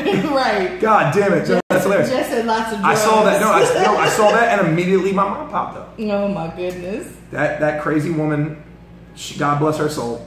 I can't believe I didn't put her in the loony bin. I'm serious. You have no idea what I probably did to that woman. Real shit. I can't. Like, the women in my life, listen, when you said about how does Jess put up with it, the women in my life, you have no idea. No idea. I'm just like, you know, and I say that in a loving manner because I've known you for years. So I've seen you when you're, you know, I can't talk to you right now. And I'll be like, okay, I'm just speaking. And then you'll come back and be like, Lisa, I'm sorry. Lisa, I'll be like, Lisa, I don't know who that vicious man was to just walk past and verbally assault. You know, I just, like, a lot of times I just want to say, like, I'm the type of person, you know, I used to get mad when people wouldn't say, let me tell you something, Missy. Yep. It was lady. It wasn't Missy. She said, let me tell you something here. She said, listen. No, she said, listen here, lady. Those were the exact words. I'll never forget it because it was the harshest burn anyone ever did to me in front of a girlfriend. Like, you know, you have a homeboy that'll like cock block you on some asshole shit, saying something he shoulda, or he sneaks a secret out because he wants to get you in trouble. Right. Like, it was like she just blatantly was like, oh, we're fighting. I can't scare you enough to go back to jail. Because I knew she was kind of bluffing. She was just angry. Like, we know each other's thresholds. We knew we were pushing buttons. But then she's like, oh, I gotta end this, and just totally shit on my day. Like, it was hilarious. Like, it's still, like, listen, seriously, I actually have a country song that I've started writing about that exact incident. And it's about, it's a country song about a boy who loves his mama, but his mama, like, doesn't, like, yo, this shit is involved in it, so. That is the craziest thing. Like, because I always said, I could write a metal song, I can write a country song, you know what I mean? I can write anything. I gotta get into the rhythm of it. I gotta find that place, you know what I mean? I gotta know what I'm working on and find the passion for it, just like that. A lot of people don't know that side of you. They don't know that. They're learning. A lot of people are starting to learn. Like, actually, a lot of people are finding out. Josh Lewis is dying to get me on his album, and he wanted me to perform with him at Frozen Harbor this year. And I was like, no, we can't do that. And that would have been a part of the Funky Devil. That would have been cool. But like, I was like, look, I can't, without knowing in advance. They hit me wait like the week before. I'm like, I just cannot do your stuff like that. But like, if I had time to actually write some original shit and practice with the band a couple times, like just like I do when we do the Lights Out reunions, you know. And because I want to be professional. I don't want to be out there. Oh, Frank was cool trying to rap. No, Frank really can fucking rap, and he just doesn't want to embarrass himself. I'm not gonna rush this shit. I'm a witness. Yeah. I'm a witness. I've seen you on stage a few times, and I've heard songs that you know, like I said, I've heard songs that you've been on. So I'm a witness to the fact. Right, no doubt. But I'm saying, and I think the younger generation, like I said, Josh is 19 too, just like Heidi. You know, Heidi and me have talked about doing some work together. You know what I mean? Like, and I don't push it on my clients. Me and Xavier James, we do tracks together. Ace Cannons knows I used to rap because I absolutely TMF ECO connection. I absolutely adore Xavier James. Oh, he's a fucking hot mess. He is a fucking hot mess. And that's why I adore him. Listen, he is every bit the Virgo that I try not to be. I mean, he just, sometimes I feel like he's always trying to one-up me and I'm always trying to one-up him. We can just, and then when we get into a disagreement, it's just bastardly shit happening. Like, it's not even productive. It's like, I agree with you, but I'm upset, so I'm going to raise you one. Like, yeah, we were at an event and I walked out. And as soon as he said, let me ask you something, and I knew right then and there, oh my goodness, here we go. Right. But like when I had him on the show, and like I still call him Oz a lot of times because. And I do too. He's in my fucking phone as Oz Moon. His real last name is Moon, but I like to give people first and last names, and I don't think I'll ever meet another Oz. But I just have this weird like Virgo quirk that you have to have a first and last name in my phone. I'm trying to get used to the whole Xavier James, like when calling him that when I talk about, because I do talk about other artists that don't know them. And you're saying I was thinking you're doing a very solid thing, but really you missed the branding moment, right? And it's there now. So I'm like, his name is Xavier. It's like what do you call it? Counterintelligence. Right. You're almost inadvertently counterintelligent. The person you're trying to link up. Right. So I absolutely adore him. Like his personality, his music, his being. Like ever since the first time I seen him perform, like I was like, I like this guy. Didn't know who he was. Right. He was Oz then. Then he was the Mighty Eye. Mr. Mighty Eye, then just Mighty Eye, and then Xavier James. Right. So lots of names. Yes. I have a lot of names too, so listen, when I say it, I'm sure he thinks I'm being the most pretentious asshole in the world. Hey man, who the fuck do you think you ought to change your name 4 times in a 10-year span? And he's like, what the fuck is your name again? And I'm just like, yeah man, like, but that's different. And mine are different based on roles in life. Right. I am not, if I was a musician and I was just straight doing it, like if I come back and I start rapping and do like this little diss track and shit, I'll probably put it out as Frank Lewis or Frank MF and Lewis. Mm-hmm. But like the truth is, I should probably put it back to EC or Sizzle. Like, I mean, EC is where I appeared on Experimental Insanity. And I never really did all the registered trademarks with it, but I mean, like, I've never been released as Sizzle, I don't think. No. We might have wrote it years later, like rewrote Lights Out featuring Sizzle and Only or something like that. But yeah, like, I would keep my brand the same. MFN is not the rapper at all. Right. You know what I mean? And EC is something I try to move on from because he was a different person too, actually. Rob always teases me. He's like, I can't tell you where I'm from because he gives me shit about it, but like, because it has something to do with him. But anyway, just say like, he's like, you're Baltimore County Frank, you're not Baltimore City Frank. Like Baltimore City Frank was a different guy. You got to close that chapter. And it's not to say anything bad about anything, but like the way that I lived in Baltimore City and the way I live out in Baltimore County are 2 different worlds because I have a fucking family now. Right. You know what I mean? So like the fuck shit doesn't go on the same way. So it's like I tell people all the time. I have 3 distinct personalities. There's Lisa, there's Liesl, and then there's Li. Right. And nobody wants to see Li because I have to keep her chained up with the big chains with the big locks. Because Only calls that his pet dragon. Because she just rocks that she wants out. And a friend of mine, he like when I met him, he's the same way. He has 3 distinct personalities as well. So his personality that's like my LI personality. Whenever I say something, he'd be like, "Let LI." Shit, we're running over, Lisa. Yeah. I did not mean to run over that long. I'm very sorry. I gotta get the fuck out of here. I gotta get back to Calta. Calta's still going on. Actually, by now, Grilled Lincoln should be on stage. And if they're not, I don't know why the fuck not, because they're the headliner and they're doing a 90-minute set. And I think we gotta be done by 10. I think that noise ordinance is 11. So I gotta break the stage down and pack shit up. But they had a really successful day down there. I was so happy to see Chase, the general manager, that I have a small working relationship through Evan and Lonnie, Christy. Yeah. My phone just died. And your phone died, and we're out of here. So we're going to end that story and just say thanks, Calta, and thanks, Lisa, and